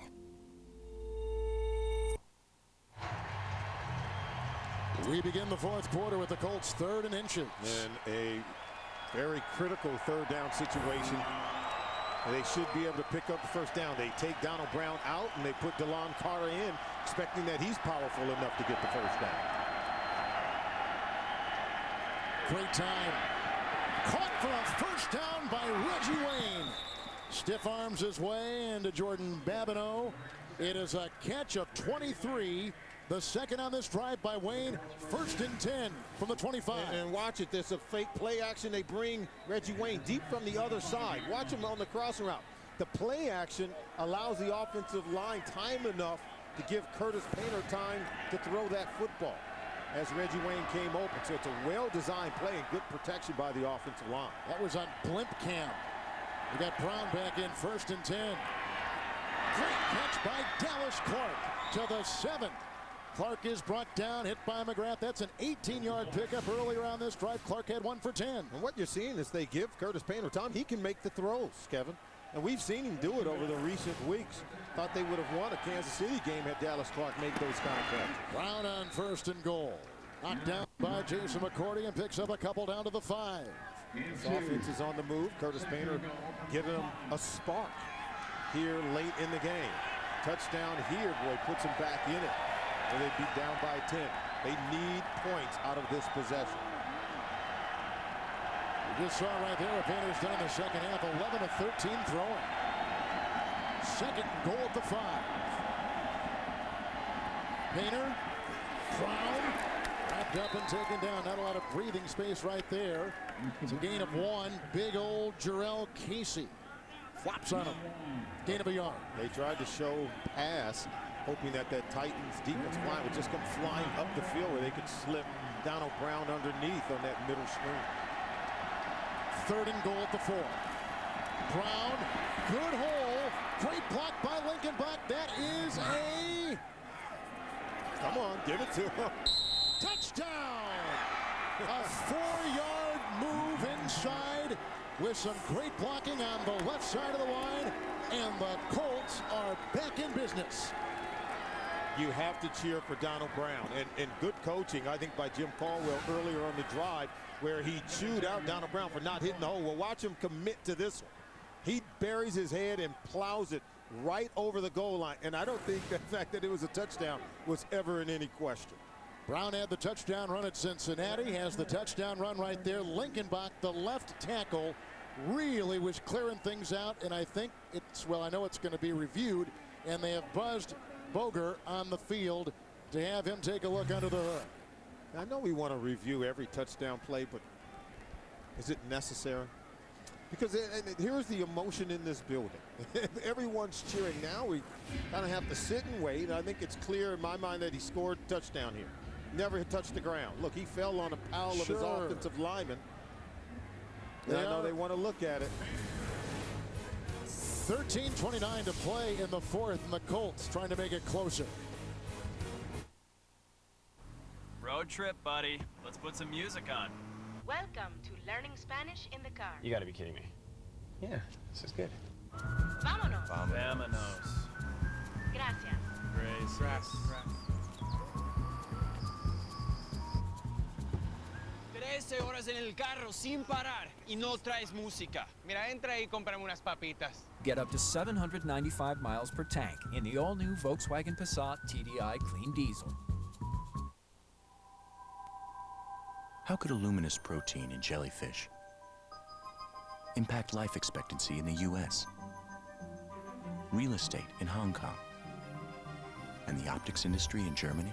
At T. Rowe Price, we understand the connections of a complex global economy. It's just one reason over 75% of our mutual funds beat their 10-year Lipper average. T. Rowe Price. Invest with confidence. Request a prospectus or summary prospectus with investment information, risks, fees, and expenses to read and consider carefully before investing.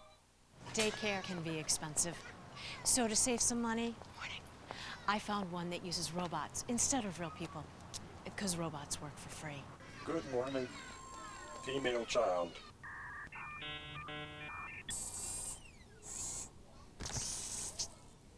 Are there flaws? Maybe. There's an easier way to save. Get online. Go to geico.com. Get a quote. 15 minutes could save you 15% or more on car insurance.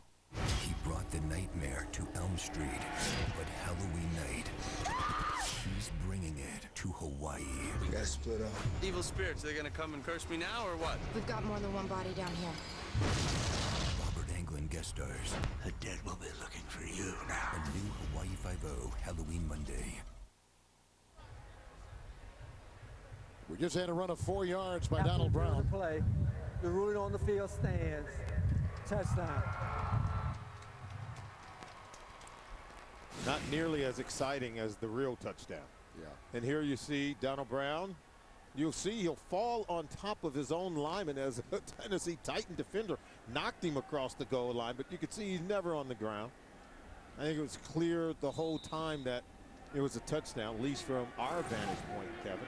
How about the block by the new left guard, Jamie Richard, who came in and took the place of the starter, Seth Olsen, and the left tackle, Linkenbach, with the extra point making it now a 10-point game. Well, Colts got something going, and they looked really aggressive in their play calling on that possession.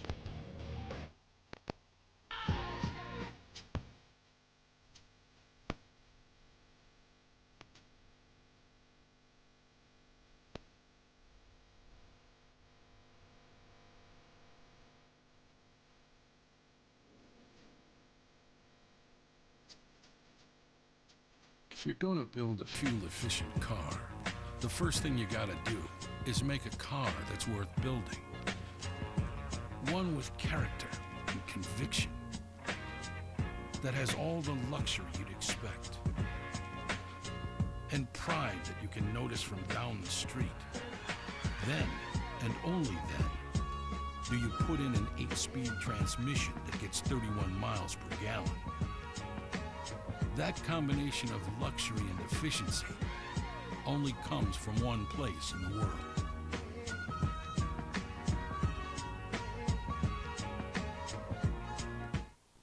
Boring toast. We're giving you a makeover at Sonic. How accessories. 100% pure beef patty, grilled onions, cheddar so in this year, hickory barbecue sauce highlights, and you look good.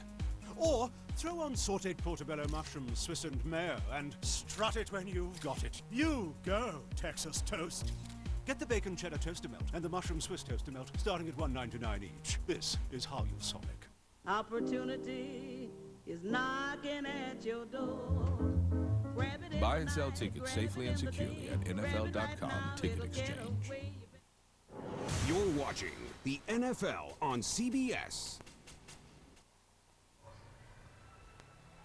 Want to thank the MetLife Blimp for providing these great scenics from high above the stadium and the drama below. Look for the MetLife Blimp. Snoopy 1, 2, and 3 when they pass through a town near you. The Colts with 10 unanswered points. We're early in the fourth in a 10-point game, and Indianapolis is set to kick off with Pat McAfee. Vinatieri kicks, but McAfee kicks off.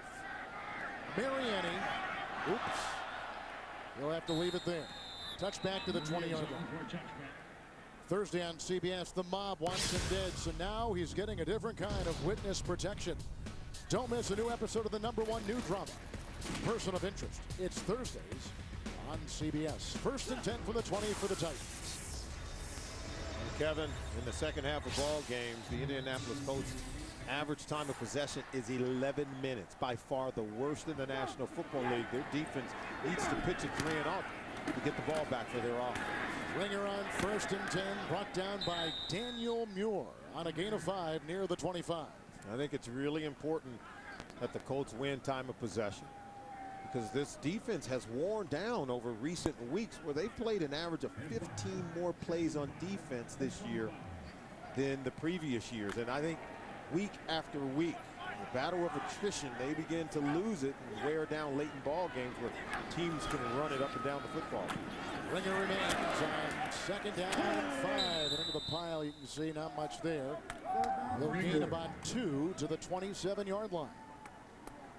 Muir again, who was just signed a couple weeks ago, began with Green Bay. He's been a starter for this Colts franchise for a couple years. Let go, went to St. Louis. Now he's back here in Indianapolis with the Colts. Yeah, big 3rd down plays. You see Muir come off the field. Talked about Jim Caldwell's defense. He even said it in our meeting with him. We have to begin to win on 3rd down, both on offense and defense, and another big 3rd down play right here. 5 defensive backs, 3rd down and 2 for Hasselbeck. Ringer, blocked by Hawkins, 1st down run. Brought down in the secondary by Antoine Bethea. The catch and run for 15 to the 43 and a 1st. And Ringer has excellent awareness. He knows where the 1st down marker is. Now watch him. It's a beeline. Now stop it there. See how he cuts right up the field? Now roll it. He's getting vertical. Not trying to hit the home run. He just knows run for the 1st down marker, and it will be a successful play. It's just great awareness after making the catch out of the backfield. It's 1st and 10, Ringer. And the avalanche of defenders led by Philip Wheeler. Gain of 1 to New York and James Brown. 24 unanswered by the Ravens, Shannon. And it started with the defense. Terrell Suggs gets pressure. Kevin Cobb throws it up. Jamil McClain comes down with it. Anquan Bolden gets a pass interference in the end zone, leads to a Ray Rice 1-yard touchdown. Don't look now, but Baltimore has the lead, Jay. After trailing 24-3. Thank you, Shannon. Back to Kevin Harlan.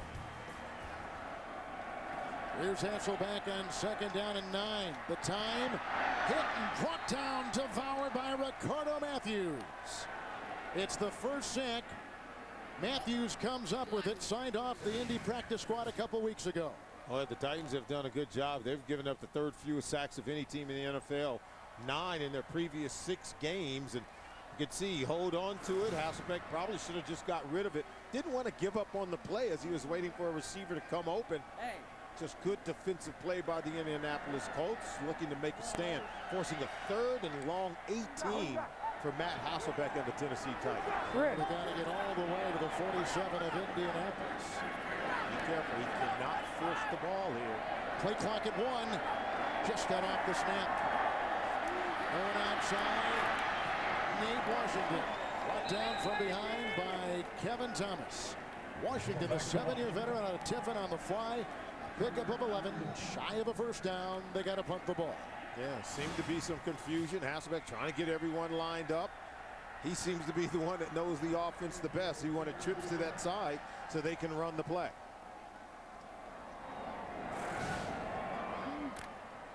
Washington early in the game got a pass in back of the line of scrimmage, which was a catch and then a 3-yard touchdown run.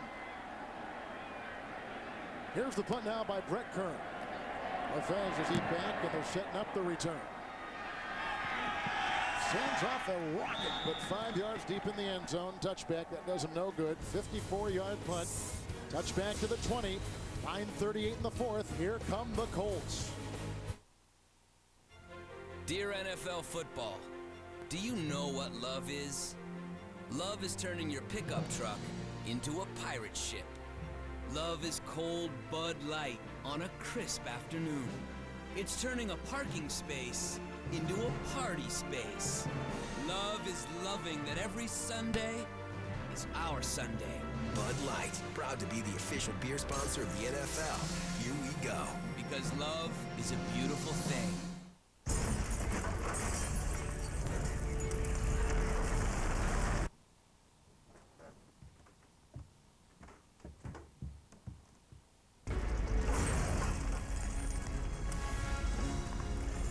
With DirecTV, you can start watching in one room, pause, and continue watching in any other room.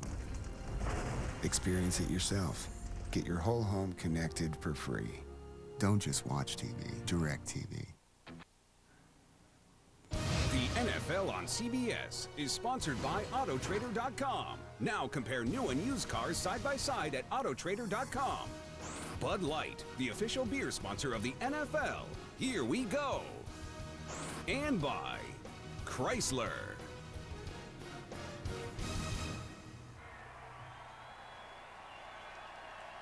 We just had a punt by the Titans. Colts got it in the end zone, so it's at the 20-yard line and a touchback. The Colts have scored 10 unanswered points. Fake to Carter. Painter going deep. Oh, he's got Garcon. Coverage on the play by Jason McCourty. 2nd down and 10. Yeah, Painter has been very good and very accurate throwing the ball, but not on that one. I thought Garcon had Devin McCourty beat. Watch him. He's right on top of him. Now ball sails high and to the outside. Very bad throw from Curtis Painter. Jim Caldwell knows that they missed one there. Painter has been good throwing the ball in the second half. We said they need to challenge him down the field, and they did, but he missed it. 2nd down and 10. Reggie Wayne with the catch across the way, working on Alteron Werner. 13-yard pickup. He's out to the 33. Well, the Colts have been more aggressive here in the second half. There's no doubt about it. They're starting to take the training wheels off Curtis Painter a little bit and allowing him to attack the defense a little bit more. 1st and 10.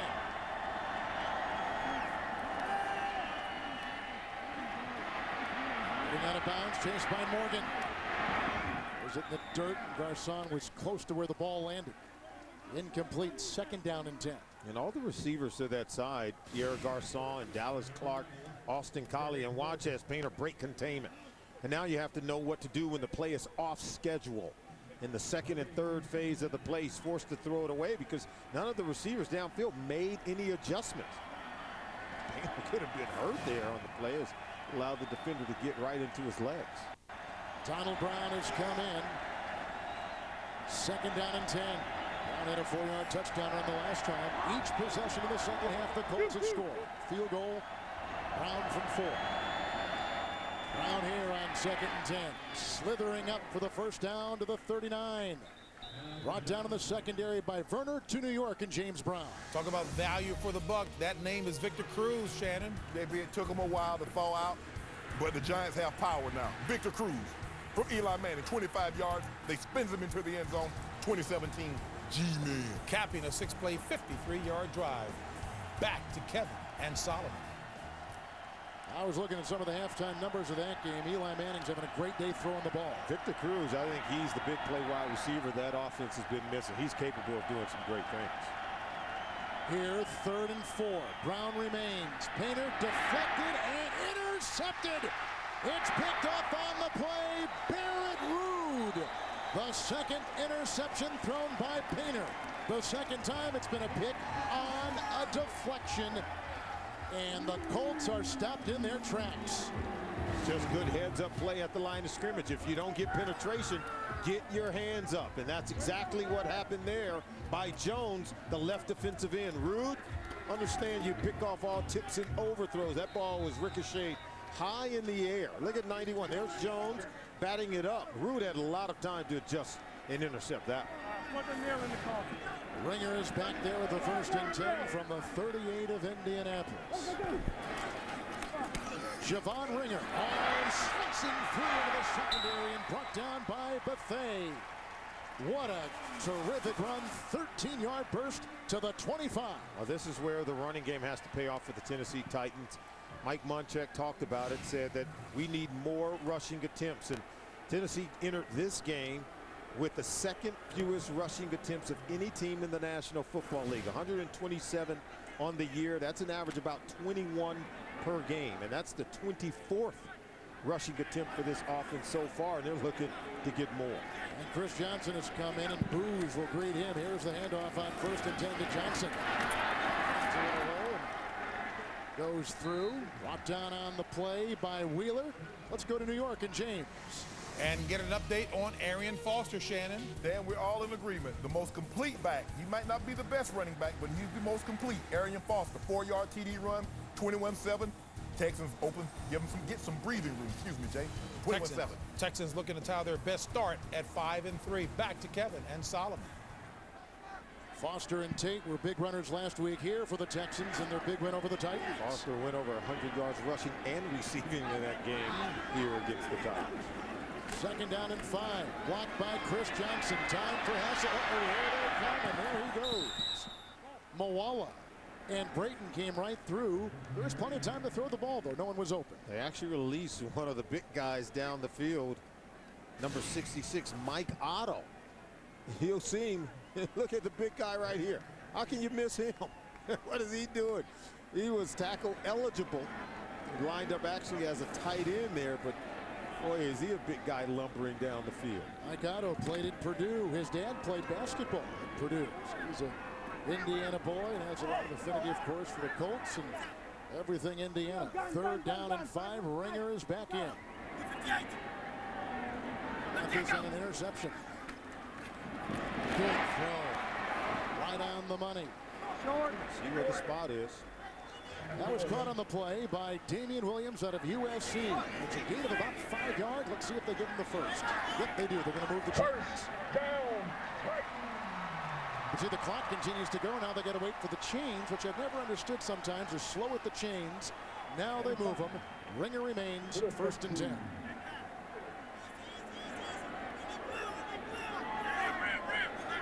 Each team with their full allotment of 2nd half timeouts. To the end zone. Almost. Stepped out of bounds. Coverage on the play by a rookie, Chris Rucker out of Michigan State. Good play by Rucker because he widens the receiver. We talk about rerouting, widening the receiver. What it does, it disrupts the timing of the pass play. And see, it's a game of inches. And so the receiver's not able to get there simply by widening. Damian Williams, he's not able to get on top of Rucker to get to the ball to make the reception. They had taken out Caldwell, who has played the majority of the snaps, and they put in the rookie, and Hasselbeck recognized it right off the bat. 2nd down and 10. Ringer. Hits by Thomas. Finally from behind, Ricardo Matthews jumps on his back and limits him to a gain of 1. Down to the 14-yard line. Ringer getting substantial carries here today. That was his 10th carry. And watch how active he is. Even though there's so many white defenders in the backfield of the Tennessee Titans, it's just a fight to get back to the line of scrimmage, whether it's Ringer or Chris Johnson. I think we're seeing that this offense, the running game itself, yes, it is out of sync. I don't think it has anything to do with the specific runner because the numbers are about identical for both Ringer and Chris Johnson. I think you have to understand that the running game is a concert. It's a dance between the offensive line and the running back to be on the same page. 5 in the secondary, 3rd and 9, working on the defensive back Powers, and a great catch made by Washington. Working on Gerard Powers. Washington comes up with his 2nd touchdown today. The first on a catch right there, the earlier one, and a 3-yard touchdown run. Just a good route coming from the right side of your screen. And look at this throw. He beats Powers. He's able to get on top of him with the double move. Their president, Bill Polian, said that we're a little bit small at the cornerback position. They need better man-to-man defenders. I think that's a personnel change you're going to see happen with the Indianapolis Colts as they move forward in the 2012 draft. Well, they've liked that matchup with Powers throughout the day. Washington gets one right there. 4 catches. 3 have been on 3rd down. Here is the Barones extra point. Tack on another. 5:20 to play. They get this, cashing in on the interception by Rude. A couple plays later, 14-yard strike to Washington for 6.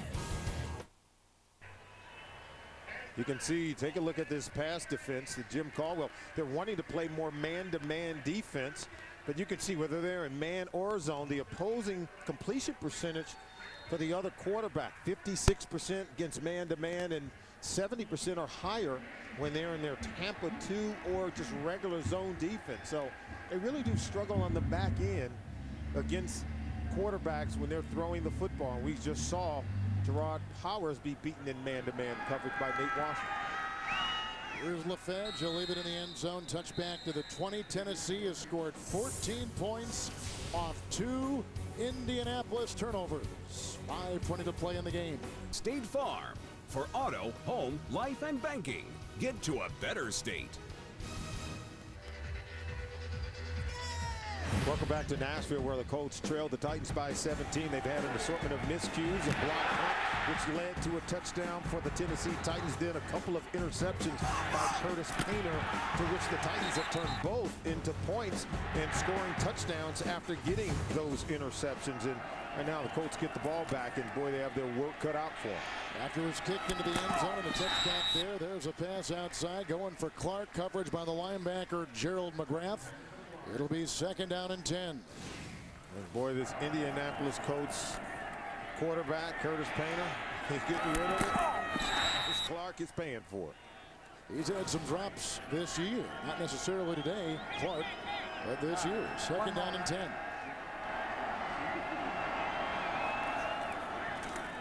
Brown in the backfield offers a block. Painter gets around the defense.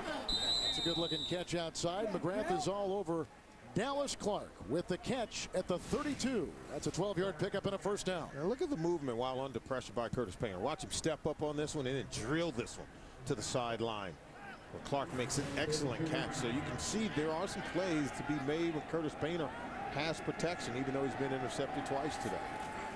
On deflections, both. And here he goes on 1st and 10. Painter running up the middle past the 45 into the 44. Good looking run. 24-yard pickup, hit the deck. Down he goes. 1st down. Got to ask yourself, do you see enough from Curtis Painter to not draft one of the top quarterbacks that we showed in this on that board? Do you feel he is a sufficient enough backup for Peyton Manning moving forward, and can he be the quarterback of the future?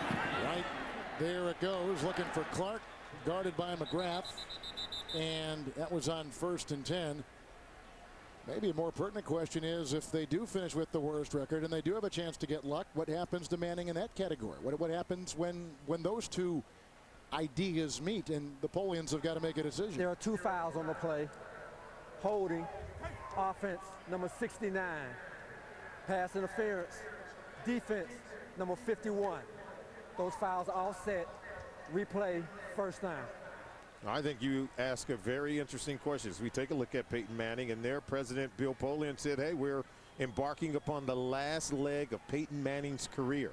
I think that tells you that they have to prepare for the inevitability of that day when it comes, when Peyton Manning is no longer their quarterback. I think you take one of those top players at the quarterback position on the draft board and you allow him to learn under Peyton Manning until he retires. 1st down and 10 for Garcon. Well, they're going to get Griffin. Helmet to helmet, I'm afraid, inside the 20. The coverage by Jason McCourty. But Griffin was drifting over from the safety. Now they're talking about it. Yep.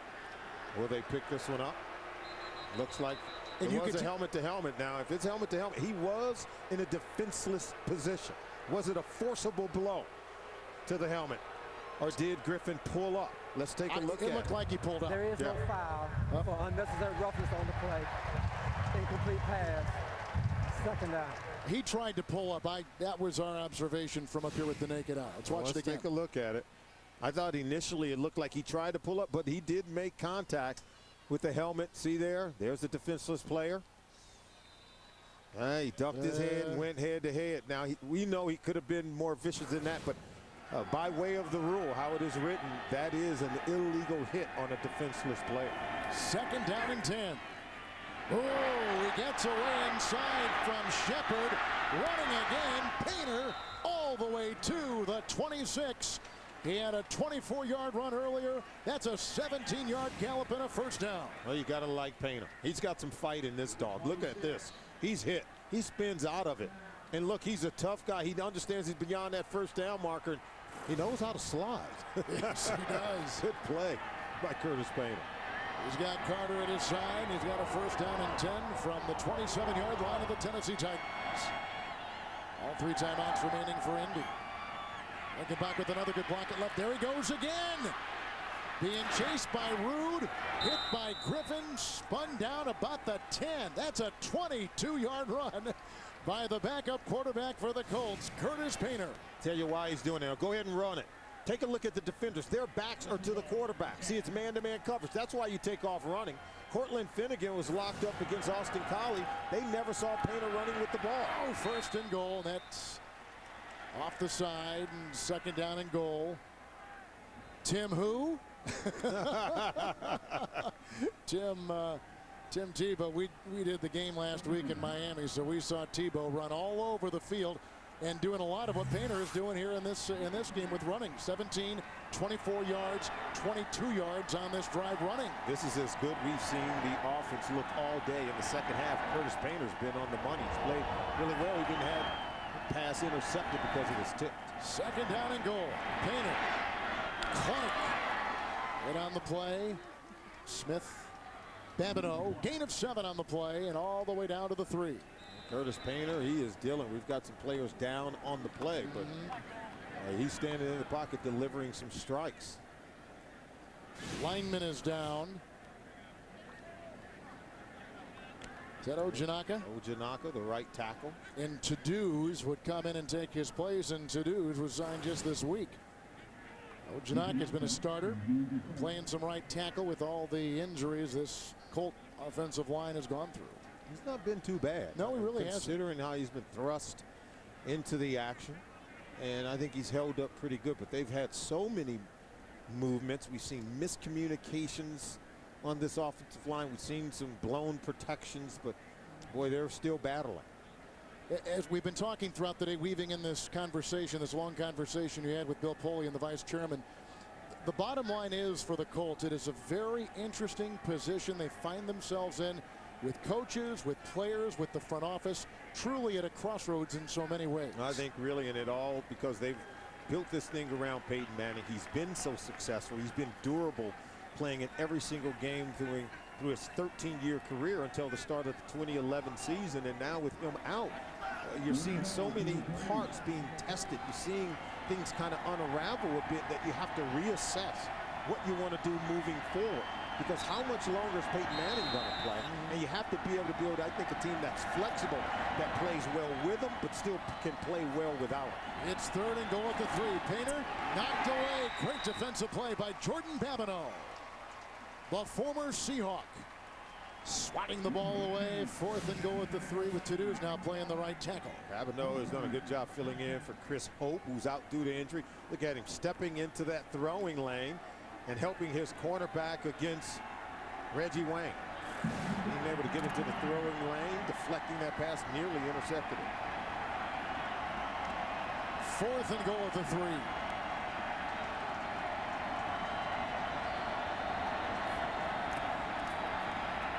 Knocked away. Great defensive play by Griffin on a pass intended for Clark. And on downs, it will go back to the Titans, and the defense keeps the Colts out of the end zone. Just really good coverage by Griffin. Well, look at him against Dallas Clark. He's their best cover safety. And this is just an incredible play. Remarkable. Yeah, first-round pick out of Texas 5 years ago, a 2-time Pro Bowler. He's never missed a game and a guy drafted by Jeff Fisher in the old regime. So he played cornerback when he came You're right. into the league his did. rookie season, then moved to safety where he made the Pro Bowl. He can play both positions. I think those cornerback skills came into play on that moment. Ringer is in with a 1st and 10. On that side. Jake Scott is over there. Scott, remember, had that stinger we talked about at the top of the broadcast and playing in his 111th consecutive game. Neutral zone infraction. Defense number 90. 5-yard penalty. Still 1st down. Anderson. There you see him at the top of your screen. Anderson jumps right into that neutral zone area. Big Jamal. Got to play with greater discipline. Now you want to make a play. That's what they're looking to do as you have a team right there in the shadow of their end zone. 1st and 5. Graham, the tight end, is on the move, and Ringer gets the call. Busting free. Here he is in the secondary, and finally brought down by David Caldwell. That's an 11-yard run. That will probably, I was going to say, take us to the 2-minute warning, but a timeout taken by the Colts. Well, look, he refused to go down. There's not much room to run, but he keeps pushing, keeps pressing. No one tackles him until Caldwell gets him downfield. Let's wrap up our conversation on Chris Johnson. I mean, the carries have been basically the same. Let's see now. We've got Ringer with 11 carries, Johnson with 14, Ringer with 50 yards, Johnson with 34. And you can take a look at the Colts and some of those numbers today. But as we wrap up the conversation about Chris Johnson, which was a theme of our broadcast, what have you seen? Where does he stand?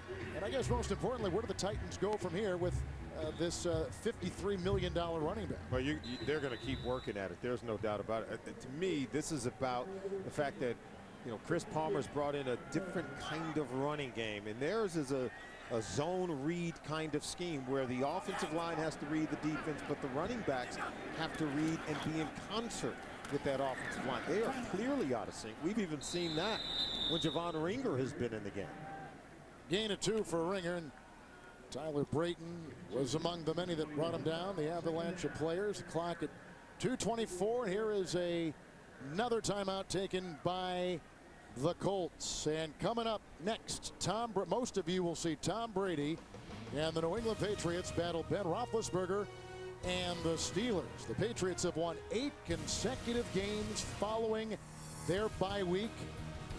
Others will see the Browns and Niners and Bengals and Seahawks.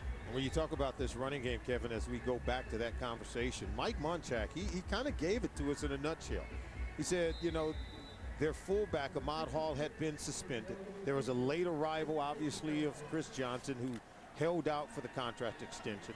He said, but we have new reads in this new scheme, and then we've had limited number of carries for Chris Johnson. He said with the holdout, he was kind of, afraid of giving too much work too soon. Didn't want him to get injured early on. So all those things combined really have hampered this running game from getting off to a fast start, something they've always been accustomed to here with the Tennessee Titans. It was a gain of 2 on 2nd and 8, and we've got all kinds of penalty flags out there. And so they separate some of these players. Tripping, offense, number 66, 10-yard penalty, replay, 2nd down. That's Mike Otto who is in there now. It's one thing, though, when that run game is struggling. It's another thing when you have a quarterback like Matt Hasselbeck, who has been on the money, who has got such good timing and precision in the passing game, with great confidence, the ability to read the defense, and he throws the ball with great accuracy, that it gives you confidence that this Tennessee Titans team, they're not going away. I think they're going to be there fighting with the Houston Texans to win this division. 23 of 33 on the day for Hasselbeck, 224 yards. Yeoman-like. He's been steady, and he doesn't turn the ball over. You feel like you're in good hands when he's lining up at quarterback. Now 2nd down and 18. Ringer again. And again, Caldwell will stick him at about the 14-yard line with a pickup of 3. Going back to Chris Johnson, he only had 14 carries today. What did Mike Munchak say when I asked him? Timeout, Indianapolis. This will be a 30-second timeout. And they are out of timeouts. I asked Mike Munchak, I said, how many number of carries is ideal for Chris Johnson? He said 30. 30 touches a game. He said, ideally, we'd like to get him 15 touches per half. And right now, there's 14 carries for Chris Johnson in this ball game. And I think the thought behind that is the more touches he has, the more time he has the ball, sooner or later he's going to break one because he's so electrifying, he's so fast that you know the more opportunities that he has, sooner or later he's going to be standing in the end zone. And then overall 17 touches today. He's caught 3 passes with his 14, so that's 17 times he's had the ball. Not nearly enough. Yeah, right. In terms of what they would like exactly right. for him. 3rd and 15 right here. To Ringer. And just into a pile and up near the 18-yard line with a gain of 5. So they will now have to punt the ball. As we have gotten to the 2-minute warning, Titans in control and hovering over their 4th win of the season. Here you go, big guy. And? You got the job. And? Stock options. Those are nice jeans. And? I can have it for.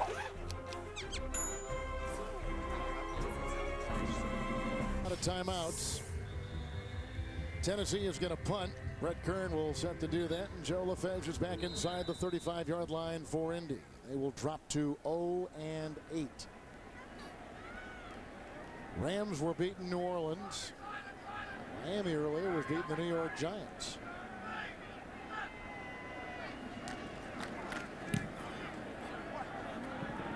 LaFage from the 41-yard line for Indianapolis. There's a block by Thomas. And brought down on the play and a 40-yard punt. Good grab on the play in the secondary by Tommy Campbell. This is what the Tennessee Titans have coming up now. Next week at Cincinnati, against Cincinnati here.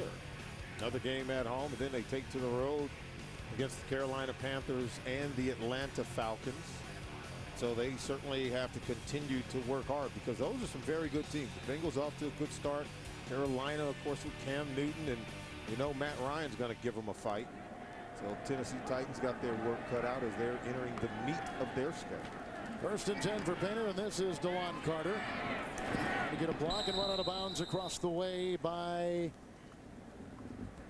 Alteron in the secondary. Alteron Verner. Coming up, time permitting after the game, the NFL Today update presented by Verizon, JB and Company, highlights and scores. All coming up from New York. 2nd down and 8 from the 48-yard line.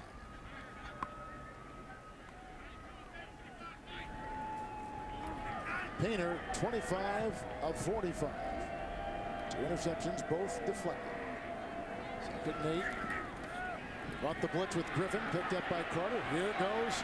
Painter running again. That's been an effective way to make moves. Flag thrown, probably a late hit. 13-yard run right there. He's had runs of 17, 24, 22, and 13 on the fly. Personal foul, unnecessary roughness, defense, number 25. 15-yard penalty, 1st down. Someone has to tell Anthony Smith that if the quarterback is sliding, you can't hit him. Right there. You can't hit him. I mean, that one's been taught for quite some time now in the National Football League. And he still tees off on Curtis Painter. Painter's got 79 rushing yards today, leading rusher in the game. With it now at the 24 of the Titans, and a 1st down and 10.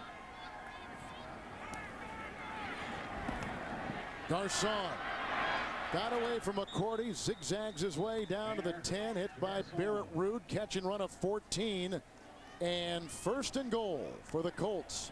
No timeouts, clock is ticking. How about this Curtis Painter? He's still slinging it. Still cutting it loose, trying to put the ball in the end zone. 1st and goal. Toulouse is still playing that right tackle.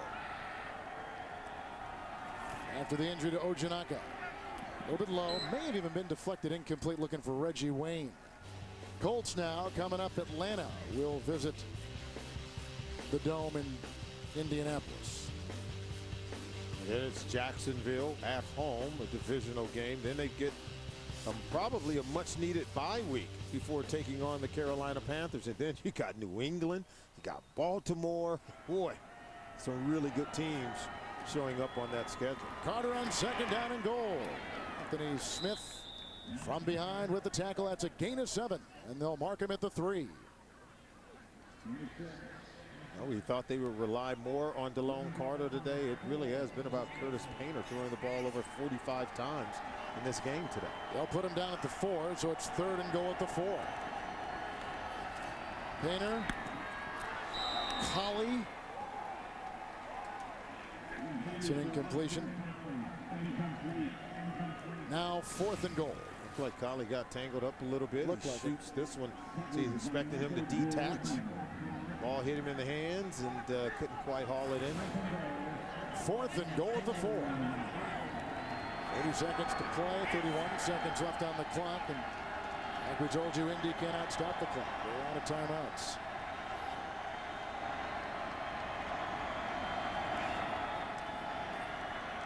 Painter, incomplete. Garcon saying he was held by the linebacker McGrath. Anthony Smith was in the vicinity defending as well, and on downs it goes back to the Tennessee Titans. Well, that's similar to the previous 4th down play they had when Michael Griffith defended against Dallas Clark, and this time this one going inside to Pierre Garcon. In that same area of the football field, he's draped all over Garcon, but no flag is coming out. How about the poor red zone today by the Colts? A touchdown and a field goal in 4 red zone possessions, but they lost it twice on downs in the red zone. Yeah, Jim Caldwell's offense needing to make some plays, but we talk about them needing to be able to morph into a different kind of team to win, playing maybe a different style. Being able to run the ball down in there goes a long way into helping a quarterback like Curtis Painter. So the 2-game losing streak for the Titans is over. They go to 4-3. The Colts 0-8. Studios coming up for most of you, and then later on you're going to see the Pittsburgh Steelers and the New England Patriots. Final here, Titans 27, Colts 10. NFL update presented by Verizon on deck. We'll take you to New York for all the scores and highlights after this. Thank you for watching the NFL on CBS.